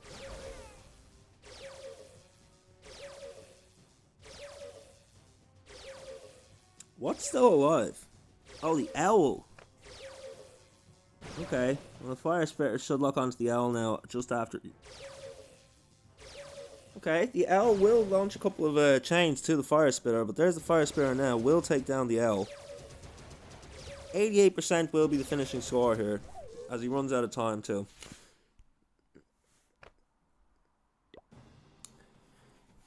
We have not seen many triples.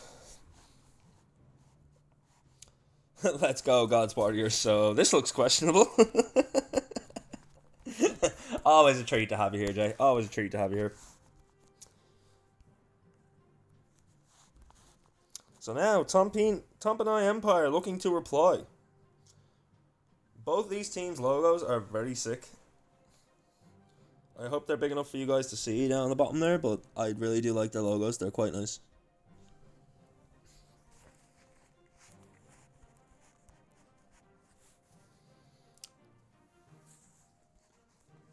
Second hit due in the next 30 seconds here.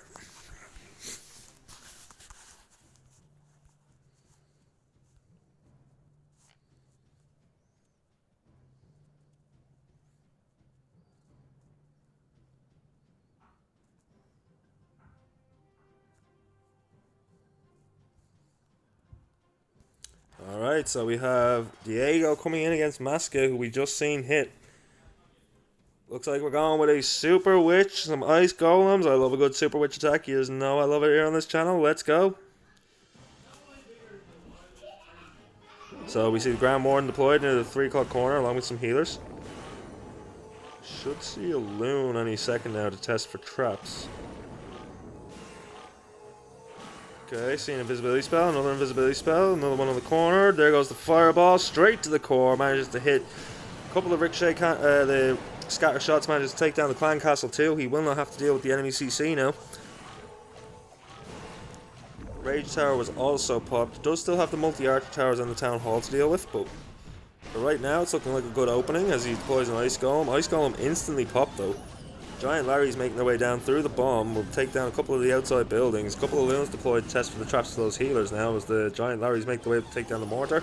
We have Archer Queen deployed at 6 o'clock. It's going to help funnel the troops back towards the inside. And here comes the Barbarian King. We have the Archer Queen moving up to the air defense. We have the siege barracks placed at the 9 o'clock corner. So out come the P.E.K.K.A.s, out come the Wizards. They're going to tear through that entire 9 o'clock corner. Ice Golem pops at the 6 o'clock corner here. We'll freeze down a couple of the towers. And crossbow is locked onto the King as the balloons make their way over to snipe a couple of defenses, bring down some of their health. Baby Dragon used for funneling to make sure this Queen moves back inside the wall. And here comes the King, the Queen and the Warden. They're going to take that jump spell into the core, freezes down that scatter shot along with the Builder Hut. Multi-archer towers and the town hall artillery is now locked onto all the troops, but King has used the spiky ball in the earthquakes, clears a ball, that takes down the town hall. And this is looking okay. But has he got enough force for the backside of this base as he moves on to take on the monolith? Royal Champion deployed. Spirit Fox going with her. We snipe down the Wizard Tower, we'll move on to the air defense, and wow. Out come the Hog Puppets. Seeking Shield got a nice bit of value there to help clear up the backside of this base, and it's looking like this is going to be a triple to open the war for Tompanai Empire.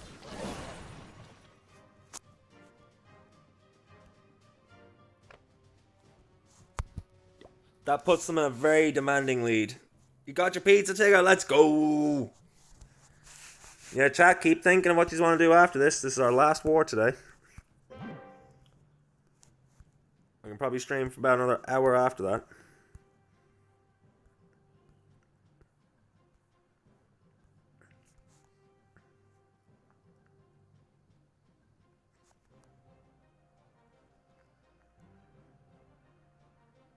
No worries, Tigger. Enjoy that coffin, buddy. Get nice and comfy.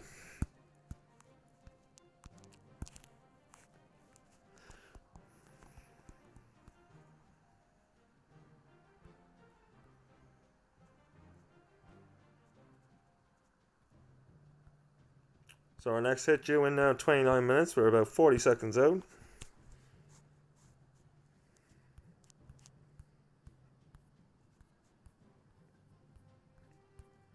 Who will be next? God's Warriors need to triple here to keep pressure on Tompanai at all. Stretch them bones. Thank you very much, Neji. Appreciate you. Give myself a good stretch before we get into this next attack.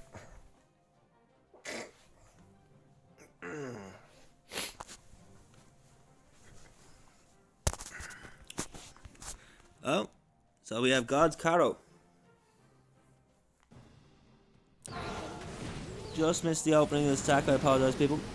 Looks like it was some Rocket Loons. We have the Grand Warden at 9 o'clock. A couple more Rocket Loons deployed to take out a few of the defenses. Angry Jelly on the Grand Warden, so we will ignore all the resource buildings and just target the defenses. Minion Prince is going to slow this down, though. Okay, down goes the enemy Minion Prince. Grand Warden will move on to take on the mortar. We'll move on to take on the other mortar on the right-hand side there.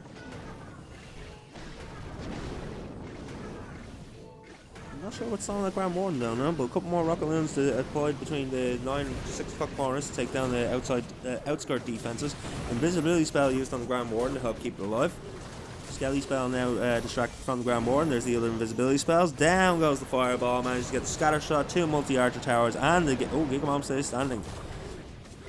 Town Hall also still standing, but Warden should be able to move in and take it on now in any second. There goes the Town Hall. Won't have to deal with that as he deploys his Archer Queen down in the 6 o'clock corner to start clearing out all the rest of the resource buildings down there.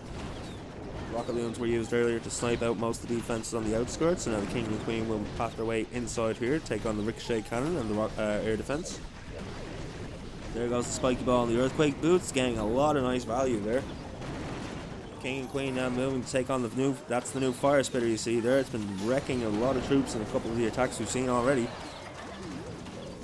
King will take it down. Had to go to the Phoenix though, so King's Phoenix ability has been activated. Rage Spell Tower goes down. That's going to rage up the enemy RC.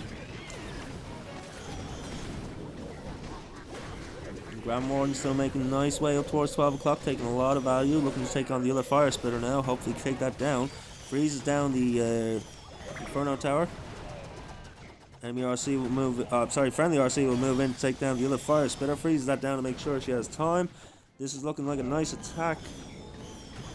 48 seconds left to go. 95% of the base down. Has a minion on the back end for the bottom resource buildings there. Looking like he has plenty of force. This will be a triple to keep some pressure on for God's Warriors. So at 5-3, Tompanai Empire will be looking to take another triple.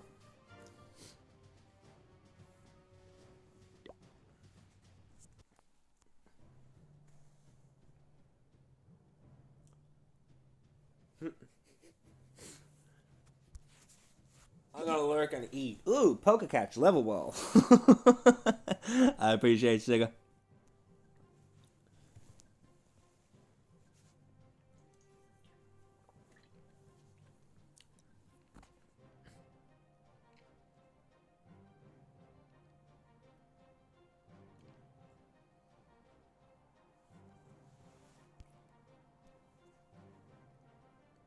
Our next hit is due in at 25.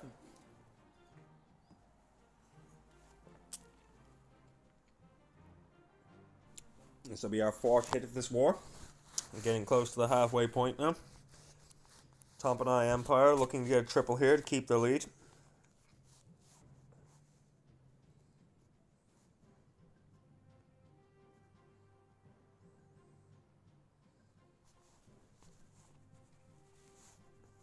Who will be next? And what will we see next? Still haven't seen the E-Titan Smash, which was quite popular during the Battle Chest tournament. So I'll be curious to see if we see it today. We have 4 more wars tomorrow, so a possibility we'll see it then. And here we come with Dragons and Dragon Riders. On the King, we have the Spiky Ball and the Earthquake Boots. We have a Giant Arrow and a Healer Puppet, Eternal Tome and the Rage Vial, and wow, Giant Arrow straight across the base. We do see the Minion Prince here in place of the RC. We see the Grand Warden placed along with the Balloons and the Dragon Riders. We have the Rage Vial and the Eternal Tome that's going to protect the Blimp as it makes its way towards the Town Hall. My words are failing me right now, I apologise, chat. As we have the Archer Queen clearing out that bottom corner. Dragons will continue to pass to the inside thanks to that funneling from the Archer Queen. As the Balloons and the Dragons move to take down the rest of the core, Town Hall has gone down, Rage Towers have been activated. Enemy Minion Prince locking onto the Dragons, instantly killed by those Dragonfly. As the friendly Minion Prince has used its ability to slow down everything over here. Dragons pathing, starting to split up a little bit here as the Grand Warden and the Minion Prince split off to the 3 o'clock corner and a few Dragons move to the 6, or the 9. We'll meet up with the friendly Queen along with the friendly Barbarian King as they march their way up towards 12. Looking like he should still have enough force on the back end here, all of his heroes still standing. I apologise, that is a lie, the Grand Warden has gone down. There goes his Minion Prince as well. Looking like he's got it here though. This was fast too. 1 minute and 21 seconds for a triple for Tompanai Empire. That was quick.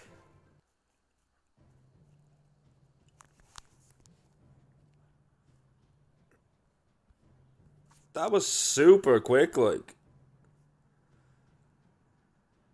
their average is now less than 2 minutes on hard mode, which is pretty broken, to be honest. Well played.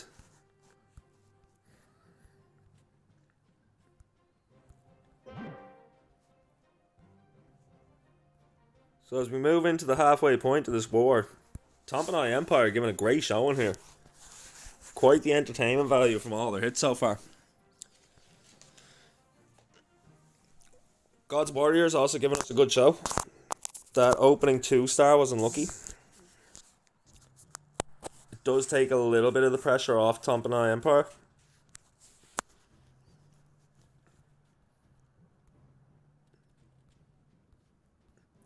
But if God's Warriors can keep tripling, then it does put the pressure back on Tompanai Empire to not miss. Another miss on God's Warriors side would put Empire in a very dominant position in this war. Kratos! W pizza, let's go. Gotta love the pizza, guys, gotta love the pizza.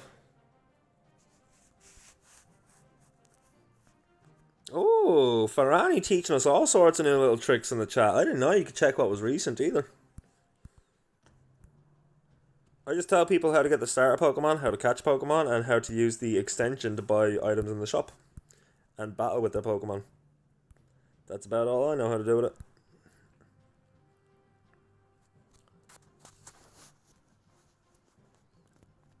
Our next hit is due in at 21 minutes, so we're about 45 seconds out. If anyone's ever curious about the breakdown of the times for the hits, exclamation time hit will give you the breakdown of each team's schedule for a war. And if you want to keep track of all the wars that I'll be streaming over the next few weeks with the 3 tournaments that we're covering so far, be sure and join the Discord or else follow me on Twitter. Exclamation Discord or exclamation X will give you those links. Alright, so here we go. As we have God's Warriors coming in with David trying to take down Almulan. Almulan? I'm probably butchering his name, I apologise to him. As we see the Archer Queen placed down the 6 o'clock corner, there's the Giant Arrow heading straight across the base. Managing to do some chip damage to a lot of the defenses there. Frozen Arrows, the other equipment we see here on the Queen. Or is that the Frosty that's doing that? The Frosty doing that because she does have to heal a puppet. See an Ice Golem deployed to help tank. Minion Prince is going to move to take down that Ice Golem quite quickly though. Already pops. And Queen taking an awful lot of damage here. He may need to rage up these healers if he wants to save his Queen. Is Queen about to go down? Queen about to go down? No, he recalls the Queen. Okay. Recalls the queen, replaces over in the right hand corner. The Barbarian King comes down instead. Did the queen go down? Did he not have time to save the queen? The queen went down, he just recalled the healers. Rip the dream. So he has no more queen. As he makes his way through with the E-Dragons we see here, along with the Grand Warden and the loons. Pops the Eternal Tome, that's going to protect all these dragons and loons as they make their way towards the core of this base. Rages everything up there. Trying to take down this Town Hall, freezes it down. There goes the Tornado Trap as well. Will slow down the E-Dragon. Does have a friendly minion prince though, he's going to use its ability to slow down all these defenses. A couple of E-Dragons left at the top, Multi-Inferno Tower locked onto all of them. Freezes down the Multi-Inferno Tower, E-Dragons do move to take that down. Grand Warden still going, very low on health, but still going as the Minion Prince makes his way towards the right hand side here. Bottom right to take on this Inferno Tower, Multi-Inferno Tower 2. King did go down, moved to the Phoenix. Enemy King moving in. Still has some Barbarians on the outside doing a little bit of cleanup, a couple of healers to help them, but down go the healers, down goes the Barbarian, freezes down the last couple of defenses. He has one E-Dragon left and is... Yeah, just the one E-Dragon left. Still a lot of defenses standing. I think this may be another defense for Tompanai Empire, which means God's Warrior is going to go 2 stars down in this war.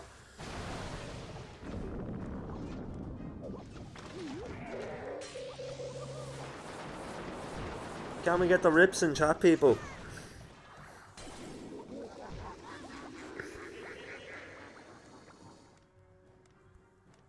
I'm not sure what's still standing here. There's something still working away on something here.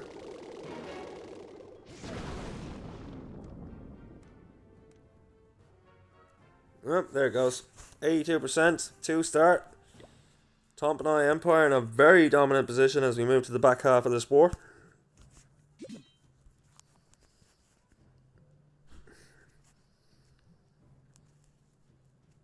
God's Warriors looking to get back-to-back defenses here if they want to have any chance of Tompanai Empire falling back to their level. A triple here puts God's Warriors up under a lot of pressure.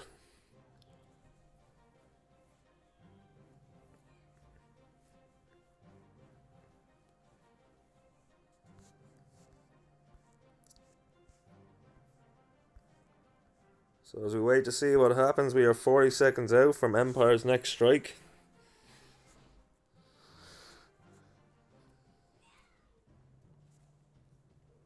No, it's not looking pretty, Kratos. Jay, it's not looking pretty at all, Jay. Kratos with the little peeps as well, I love it.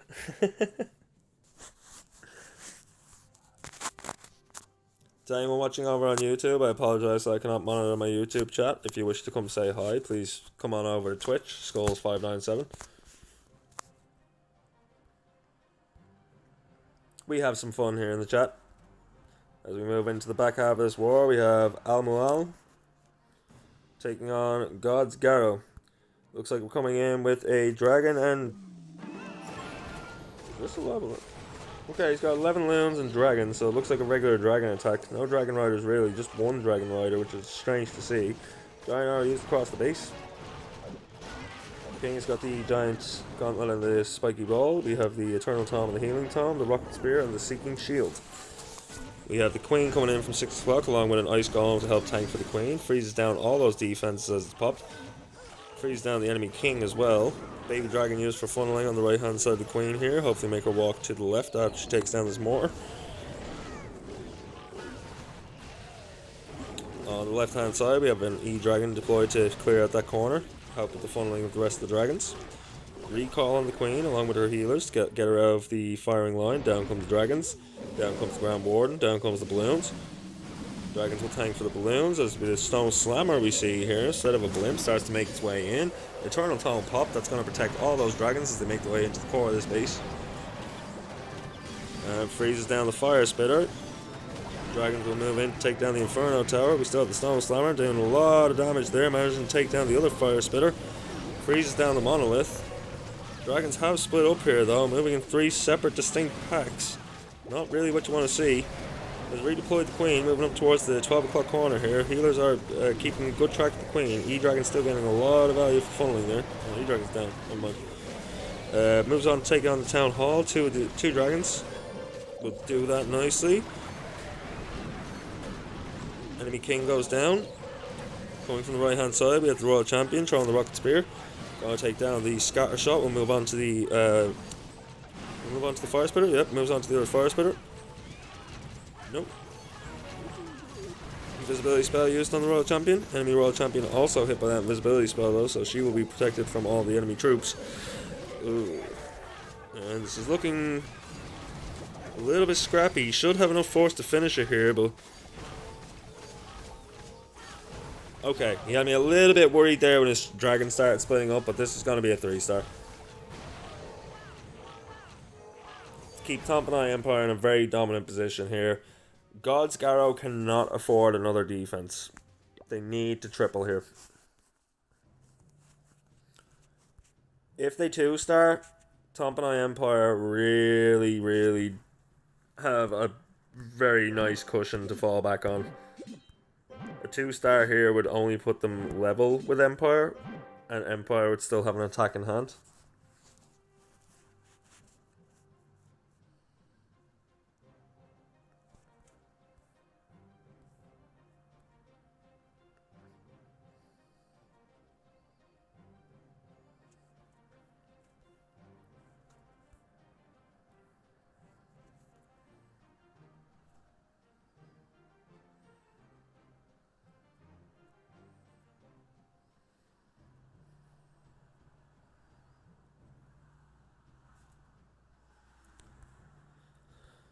So the next hit should be due in at 13 minutes, I believe.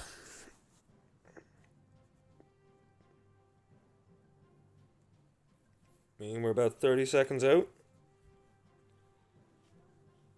Hope you guys are enjoying the stream. It feels so weird to me now to stream without music, because we haven't had wars for a while, so I've been streaming with music every day for about 2 weeks now. But here we go, as we go in with Julen taking on Diego's base. They need a triple here. Looks like we have a Rocket Loon attack coming in. So it starts with a couple of Rocket Loons to snipe out the exterior defenses down at 6 o'clock. We see the Grand Warden put up by 9, along with a Loon and a few healers. That's the usual combo we see. The Loon is Coco Loon, tests for traps to those healers, pulls any hidden air bombs. Grand Warden will now, with the Angry Jelly on it, move to all the defenses. We move to take down this air defense.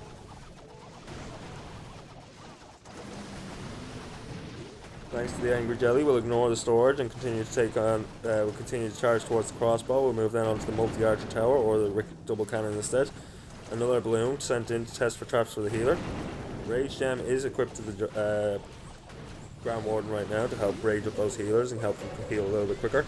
As we see the Flame Flinger down at the 6 o'clock corner. Let's go. Haven't seen the Flame Flinger yet today. There goes the invisibility spells. There goes the Fireball. Managed to take down both of the scatter shots. The Builder Hut takes down a lot of value there. Monolith is still standing up in between the 3 o'clock corner and the 6 o'clock corner there, but the Flame Flinger getting an awful lot of value here. Rocket Loons were used well to snipe out any defenses that might outrange the Flame Flinger. After this Ricochet Cannon goes down, should move on to the multi-archer tower. Rocket Loons were frozen down, but that's okay, they're moving again now. The Archer Queen deployed at 12 o'clock along with the Barbarian King, going to make their way down towards the 3 o'clock corner. Rocket Loon will also move in, try to take down. Got started out of the sky before it got anywhere. The invisibility spell is put down along with a couple of rage spells. Or a haste spell, I apologize. Color is very similar. Flame Flinger, oh, and now the Flame Flinger has gone down, and out of there we see the super minions. And a very clean attack so far. He's got a minute and 10 left to go with just about 25% of his base left. Rocket Loon's deployed to take down the rest of the defenses on the right hand side here. Rage Spell Tower does go off, but that's okay as the super minions make their way towards that monolith. Multi-Inferno Tower now targeting the King. Oh, the King has gone down. We've gone to the Phoenix. Phoenix is the only thing left as the Queen tries to make her way through the rest of these defenses on the top end. Fire Spitter now dealing a lot of damage to the Grand Warden. Also have the enemy Barbarian King doing damage there as well. That Fire Spitter just went down before it took the Grand Warden. Now Grand Warden still goes down anyway. Giga Bomb will affect the healers. Does get the 3-star though, so God's Warriors will manage to triple. They needed that, and now they need 2 defenses. They either need 2 defenses or a really low 1-star.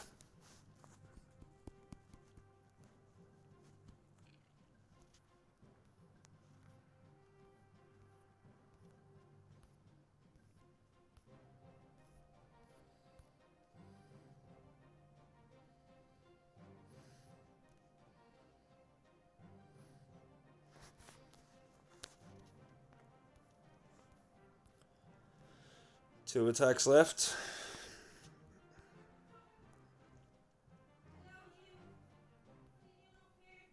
Three total for the war. God's warriors praying for a miracle. I had to chat, the pun was there. Hook, line, and sinker, I had to do it. I apologize, I know. But God's warriors are praying for a miracle.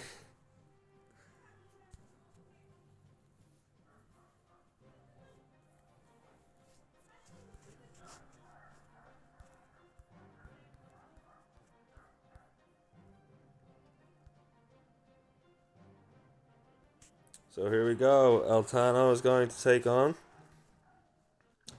Julian's base. Oh, not really enough for him. So we have the Grand Warden along with a Loon and a couple of healers deployed near the 9 o'clock corner. The Loon will take down the Ricochet Cannon, which is very helpful. No Angry Jelly this time, so the Grand Warden will target everything. We see the invisibility spells go down. We see 3 of them. There goes the Fireball. Boom! And just take the Ricochet Cannon. Takes down one of the new Flame Spitters along with the Builder Hull. And now we see the throwers coming in here, so this is a bit of a new troop. I'm not sure what the usual army composition is. I'm just going to call it the thrower army. Ice Golem did pop, freezes down everything. Throwers getting plenty of value here as the balloon makes its way down. The healers have got moved on to the... still with the Grand Warden, I apologize. Throwers will take down the Expo. We'll move on to the storage. That Town Hall artillery is raining down poison shots on all those troops. The longer they stand there, the more damage they are going to take, because it is an area of effect splash damage thing. As the Town Hall does go down now, he moves on to the air defense, manages to snipe that with a throw from the right hand side. We see the Archer Queen walking up with the Barbarian King from the 6 o'clock corner to clear out all the rest of the outside defenses, help the throwers move back towards the centre of the space. Siege barracks deployed at the 3 o'clock corner. Out comes the P.E.K.K.A.s and the Wizards. They're going to take down a couple of resource buildings. Wizards will move to take on the enemy Minion Prince. That's an interesting way to deal with the Minion Prince.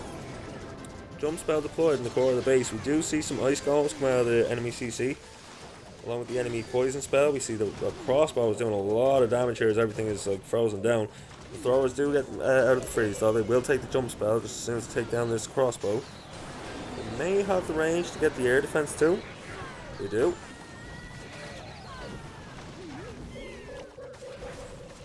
Wow, they even have the range to get that. Okay, they got a lot of range, these things. Okay. Take the jump spell now. The Multi-Inferno Tower locking onto all the throwers as they move in to take that down.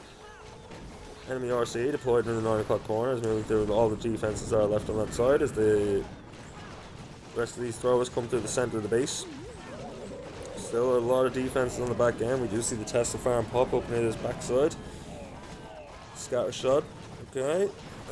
So the friendly RC with the rocket spear will snipe the last few of these defenses as he makes his way up to the 12 o'clock corner.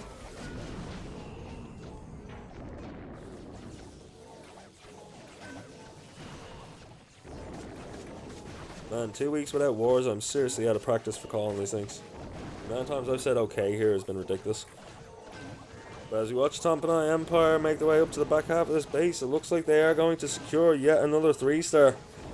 So the only hope for God's Warriors now will be the dreaded 1-star from Tompanai Empire.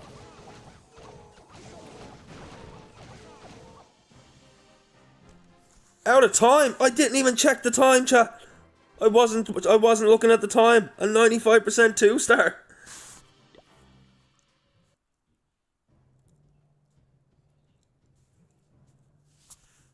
I apologise, chat. I was not watching the clock there. I was so focused on the troops that were left and what was left to go of the base. I thought that was a guaranteed 3-star.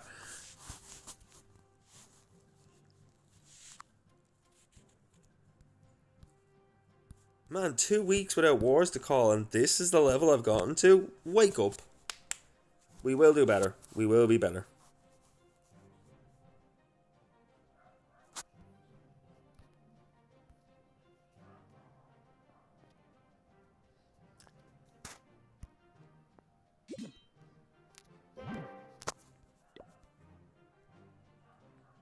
The average destruction is not that far apart either. So if they get another defense and it's a low percentage defense, there actually is a chance for God's Warriors here. They need to triple this, and they need a defense. As we see a super witch attack. You know I love those giant Larrys. You know I love those big skelly boys. Let's go. We start with a Grand Warden down at the 6 o'clock corner. We should see some healers along with a loon deployed any second now to help back up this Warden. Taking his time here. Knows how important this 3-star is. We see the invisibility spells go down. There goes the fireball. Manages to take down one of those fire spitters along with a scatter shot. And pops the poison tower on the inside there. Very nice. Gets a lot of value there. As the Grand Warden starts to walk his way up from the outside here, we see the Super Witches deployed, and there's those giant Larrys that I love so much. Look at those big skelly boys. They got some beef to them. Now we see the Archer Queen making her way down from the 9 o'clock side as we see the Siege Barracks deployed. Out came the Pekkas, out came the Wizards. They're going to make their way up towards 12 o'clock, causing a nice funnel for the rest of these troops to collapse back in towards the middle from the outside here. The Ice Golem pops, managed to freeze everything down. Now everything moves in to take on the Town Hall. Town Hall will go down. Jump spell deployed to help these troops keep on moving, but no, enemy CC was deployed. Those enemy Ice Golems moving out, freezing down the enemy Barbarian King, and all these troops will slow down this attack as the super minions come out of the Siege Barracks and start making their way up towards the 12 o'clock side.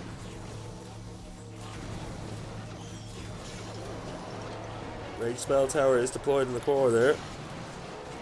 See all of his troops raised up. There's the spiky ball on the earthquake boots to open up the rest of this base and get some nice value. Ice Golem does go down, freezes down a lot of the defenses in the core there as the troops make their way through.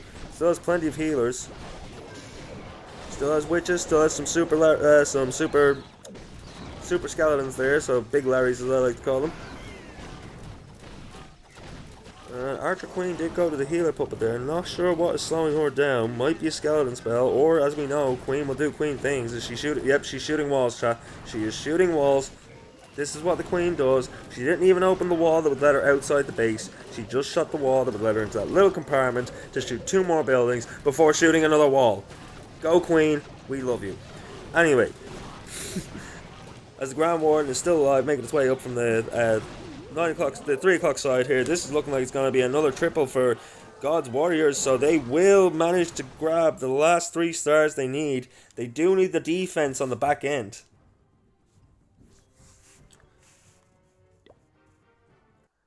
But they do have a chance. They need a 2-star. A 2-star defense. About 5 buildings behind, times by 5 is 25 buildings. It has to be below 75%. Tompanai Empire is looking for anything above 75% 2-star to win this war. It was looking over and done. But that last defense makes me think now what's going to happen. Because it wasn't even the base that bet them. It was the time. Do not sleep on hard mode, people. Another 10 seconds. Tompanai would have tripled that last attack.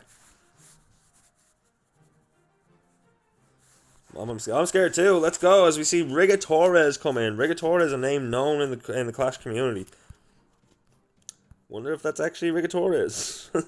Or if it's just someone using an account by the name Rigatores.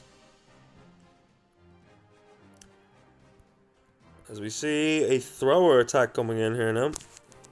The equipment, we got a spiky ball and an earthquake boot. We got a healer puppet and a clone mirror. Fireball and the rage ball. We started with the fireball at the top side here. Got some nice value. Not sure what he got though because I was not looking in the right spot. I apologise for that chat. As the Grand Warden starts to make his way down towards the 9 o'clock side here, the Siege Barracks is deployed. Out come the Pekkas and out come the Wizards. They're going to take down everything in the 9 o'clock corner here. As he rages up his throwers and rages up his Grand Warden healers, they make their way into the base now. Thanks to the funneling from the Siege Barracks, those Wizards going to snipe down that Archer Tower. Beautiful funneling, beautiful open to this attack. Now the Town Hall Artillery has been activated. Pops the Ice Golem. Manages to get the Town Hall down. Jump spell deployed to give access to the compartment there with the Flame Spitter and the Inferno Tower along with the Builder Hut. Rage Tower has been activated. There goes the spiky ball and the earthquake boots to open the core of this base. Ground Warden is going to walk up towards the 12 o'clock. We see the throwers. They have make their way around the outside here, sniping all the buildings along the way as the heroes make their way through the core of the base. The king has gone to the Phoenix. King is still standing though, I believe. Down goes the king now. And, oh chat, it's the new Christmas Queen. That thing is the thing of nightmares. As a couple of loons are deployed to help snipe out a couple of the Teslas in the Tesla farm. Throwers making their way down now. They need to take on the wall. Throwers imitating the Queen right now, looking to break open this wall as quick as possible as the crossbow deals a lot of damage to them. They do have healers on the Ground Warden for support. Ground Warden hopped the wall, don't know why, came straight back. But anyway, Throwers making their way to the 3 o'clock corner here now. He's got a minute and 20 seconds left, but he still has 31% of his base left. And only his throwers left. His heroes have gone down. He still has his enemy his RC to deploy. A baby dragon used here to set up some funneling. And a wizard. Coming down to the 60-second mark with 24% of the base left. Still has a free spell. Still has 5 super barbarians. He should be okay here for cleanup, but time could be against him if he's not careful. Keeping one eye on the timer this time after the last attack as the Ground Warden and the Throwers make their way down. We now see the RC deployed from the 6 o'clock corner. Going to clear out that multi-mortar. We'll move over to take on the multi-archer tower, the ricochet cannon, and take down the builder. So hopefully, as the hogs are deployed from the hog puppet. 34 seconds left with 7% of the base left. Riga Torres is going to close this out with a 3-star and the win for Tompanai Empire. They will move to the round of 16.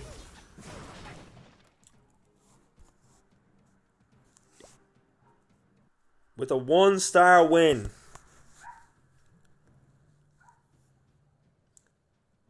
Rocket Spear will get it done. That is very true for Annie. Time had me worried there, I'm not going to lie. Time had me very worried. Very worried.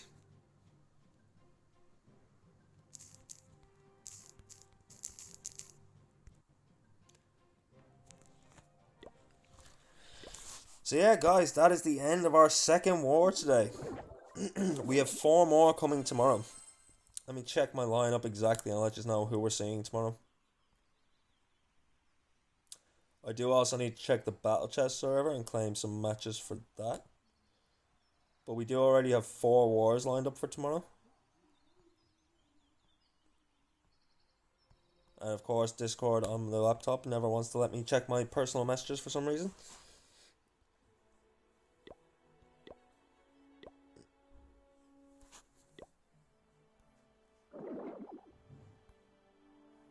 Okay, let's leave this clan.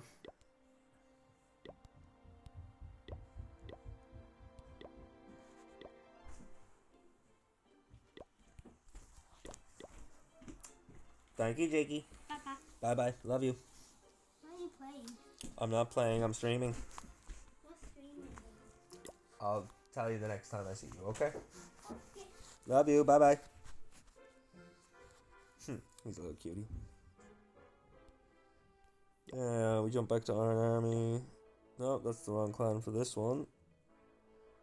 I'm not looking for Iron Army, I'm looking for Skull's Crypt. So yeah, we definitely have another 4 wars coming up tomorrow. I can't check what they are right now because my Discord on my laptop never seems to want to work. And I can't check Discord on my phone without, you know, having to hide the screen and all, which is not good for the stream. So first things first. I want to see if Buck is streaming or if he's watching. Buck, you streaming or you watching?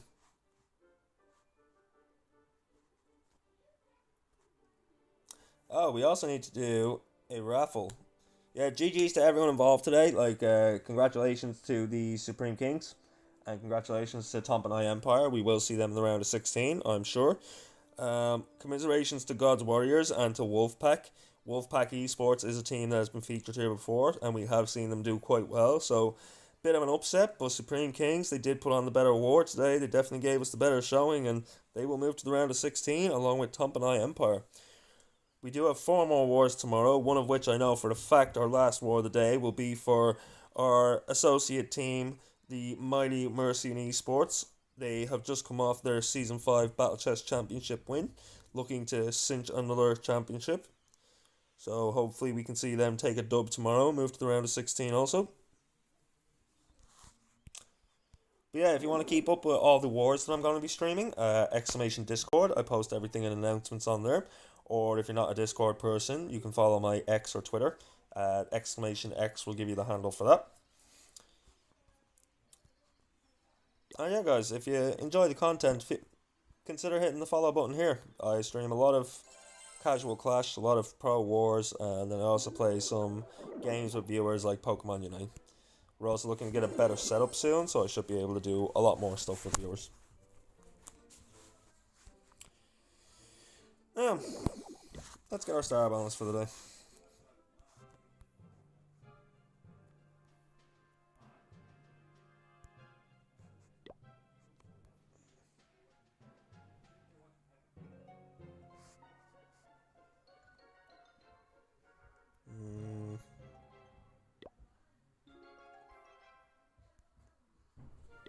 Just so you know, I am not going to be anywhere near as good as what you just watched. That's why I stream wars, not play wars. I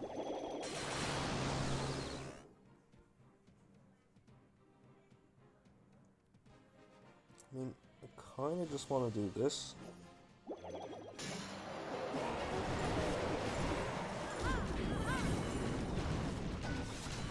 Let's use the baby dragon to this. We've gotten our ring down, so there we go. Let's spell over these cannons, because everything's going to move towards that. Lava house.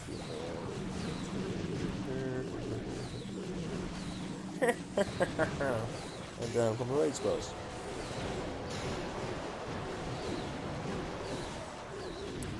Minions on the back end for cleanup.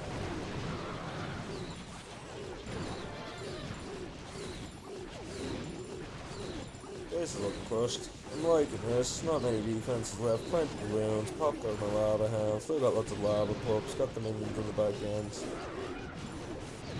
Look good. Probably the cleanest lava I've done in a while.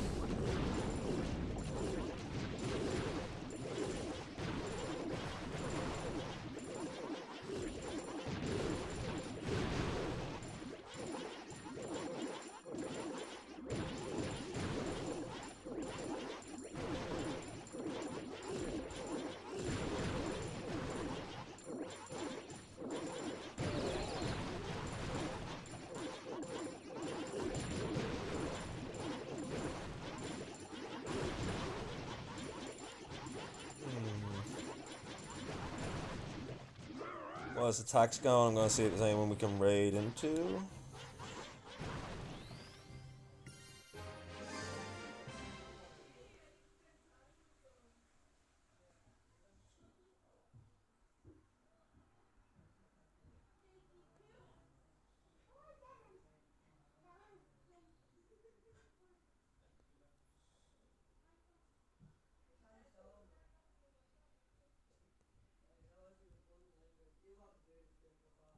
Nope. Nobody to raid. What's up, Tigger? You're on lurking. Sweet. Oh yeah, Unite. Might play some Unite, actually. That's not a bad show. Might play Unite off stream, though.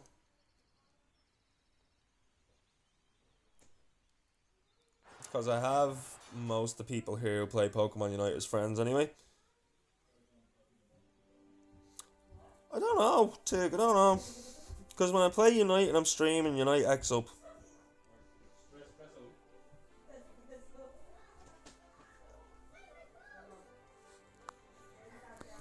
I'll tell you what, I'll finish my smoke and I'll decide. I can also put back on my messages here.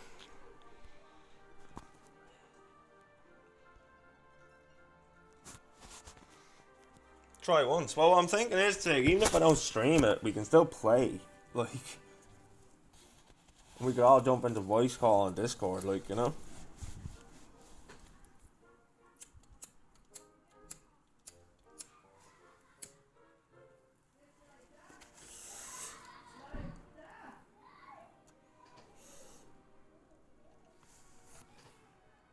I'll decide in a second anyway, after I finish my smoke.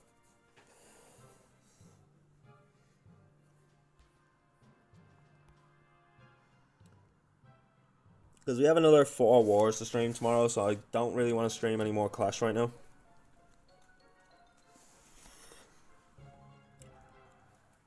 I've streamed a lot of Clash today. Like, I think we've done a good 3 or 4 hour stream. And then we're doing the 2 wars now as well.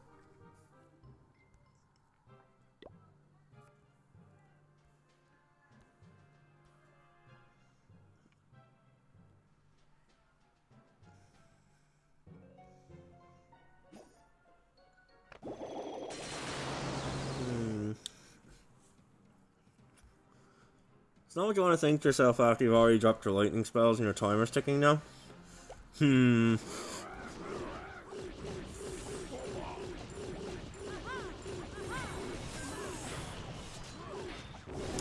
Oh god, I should have waited for him to move in closer. Oh well. It is what it is. Gonna get the air defense. That's all I'm really looking to get out of this anyway.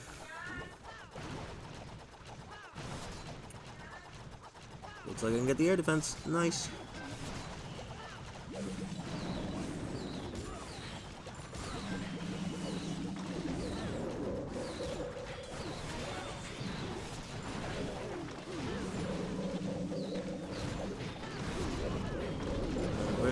Rage, fucking rage.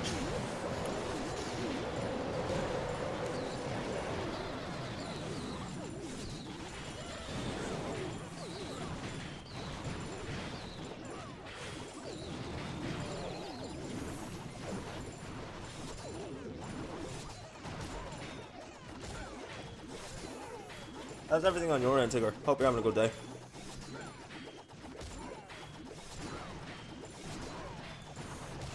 Glad you got your pizza, buddy. Well, this thing got a plant. Oh well. I'm full on Dark Elixir anyway, so I don't really care about the Dark Elixir.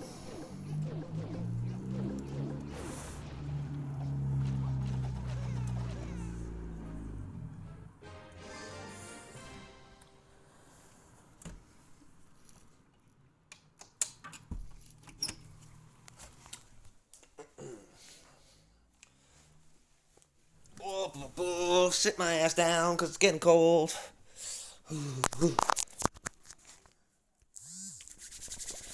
Holy Honda Jesus, it's cold out. Oh. If that's not the most Irish way you've ever heard that said, something wrong with you.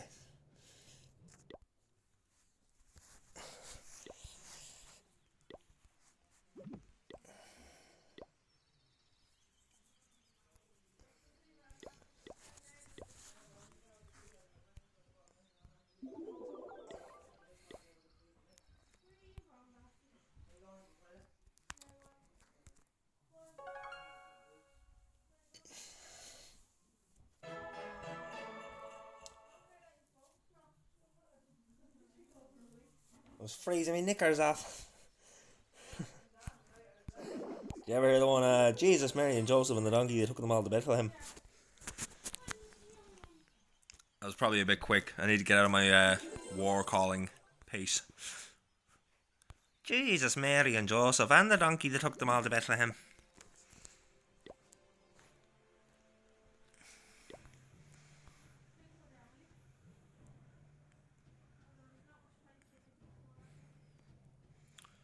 I mean, how long do we have for this war? Probably a while. 13 hours. I won't be awake before then. I should do this hit now. This one messed me up on my other account.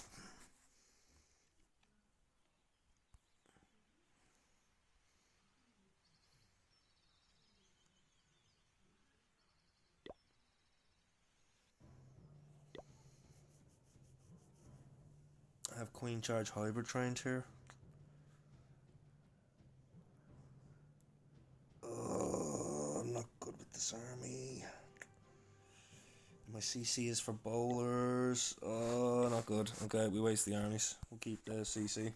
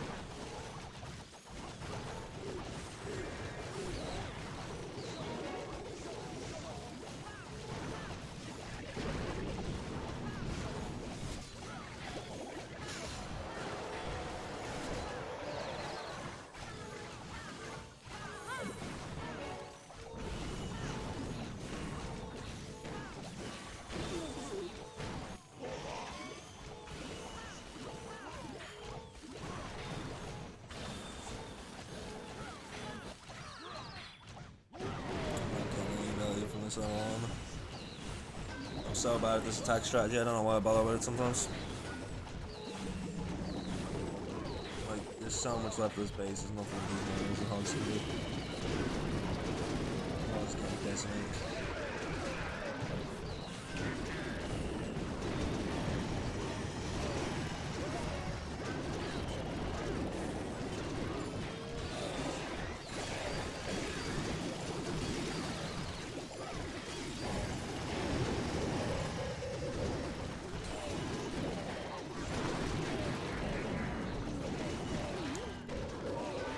I got the 61%, so I still saved the star anyway. I'm holding on to that because that's filled with the CC from my war hit.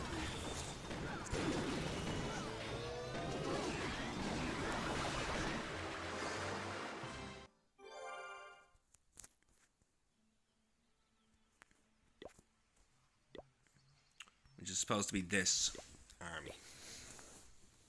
So I think I'm just gonna dump this other army, to be honest, and dump the spells and just start anew, because that was the army I was supposed to train for war. I was farming earlier. Multitasking has become a bit of an issue with everything that I've been doing.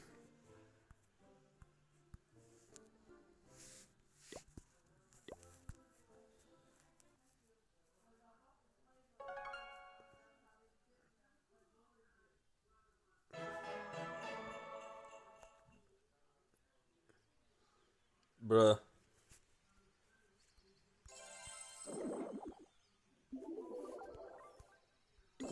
What, bruh? What's going on, bruh? Fill me in on the details, bruh. I'm not using the giant gauntlet right now, so...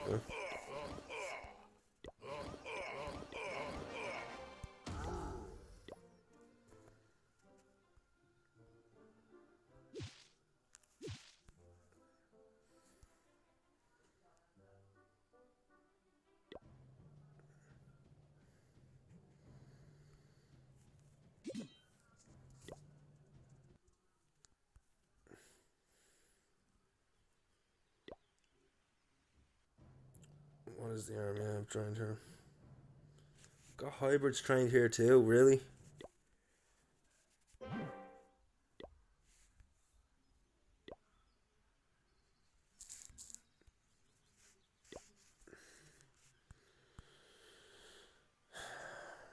just dumping out the armies. I really don't care enough. I'm gonna play some Unite. I'll get the war hits done before the war's over, but I'm kind of done with Clash for the day. I'm just making sure I have all my builders down.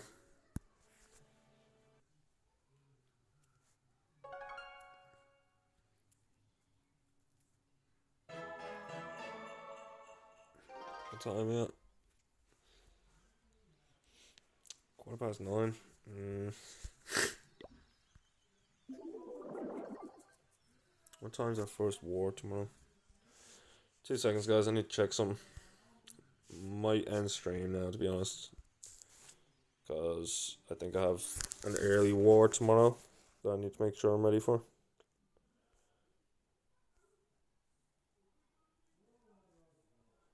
I won't know until I check the schedule, and unfortunately the Discord on my laptop has been acting funny all day, so I have to hide my stream while I check my own Discord on my phone.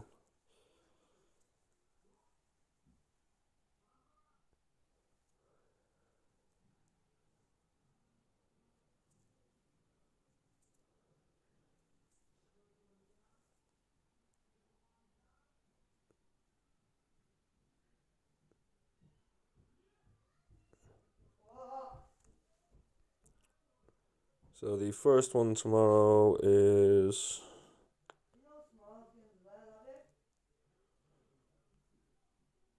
Team Vortex versus Mega Sultan, and that will be at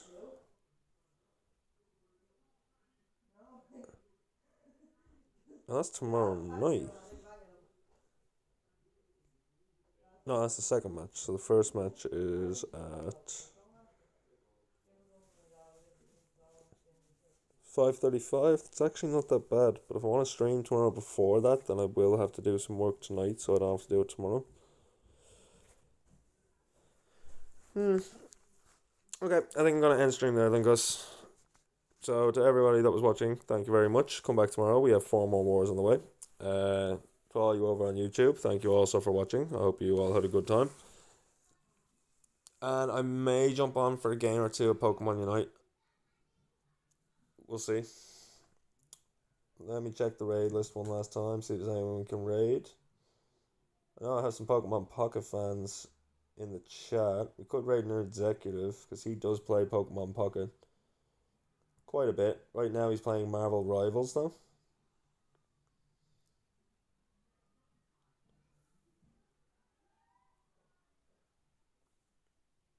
I will indeed, bro. I will indeed, Tigger. Thank you very much for always sticking around and stopping by. Sorry it wasn't much of a stream for you tonight, buddy. Just the 2 wars. I was thinking I might be coming down with something. Don't know, I'm feeling a bit sluggish today. We'll see. Yeah, come on, we're right into an executive. He's a good guy. Really cool guy. A lot of fun in his chat. Plays Pokemon Pocket and stuff like that. Just a really good guy. Nice guy. Say hello to him for me. And yeah, guys, until next time, all of you may return to your coffins, and your souls may rest. I will summon thee again the next time that your services are required. But for now, we will raid the executive. Sure and show him all that skulls he love.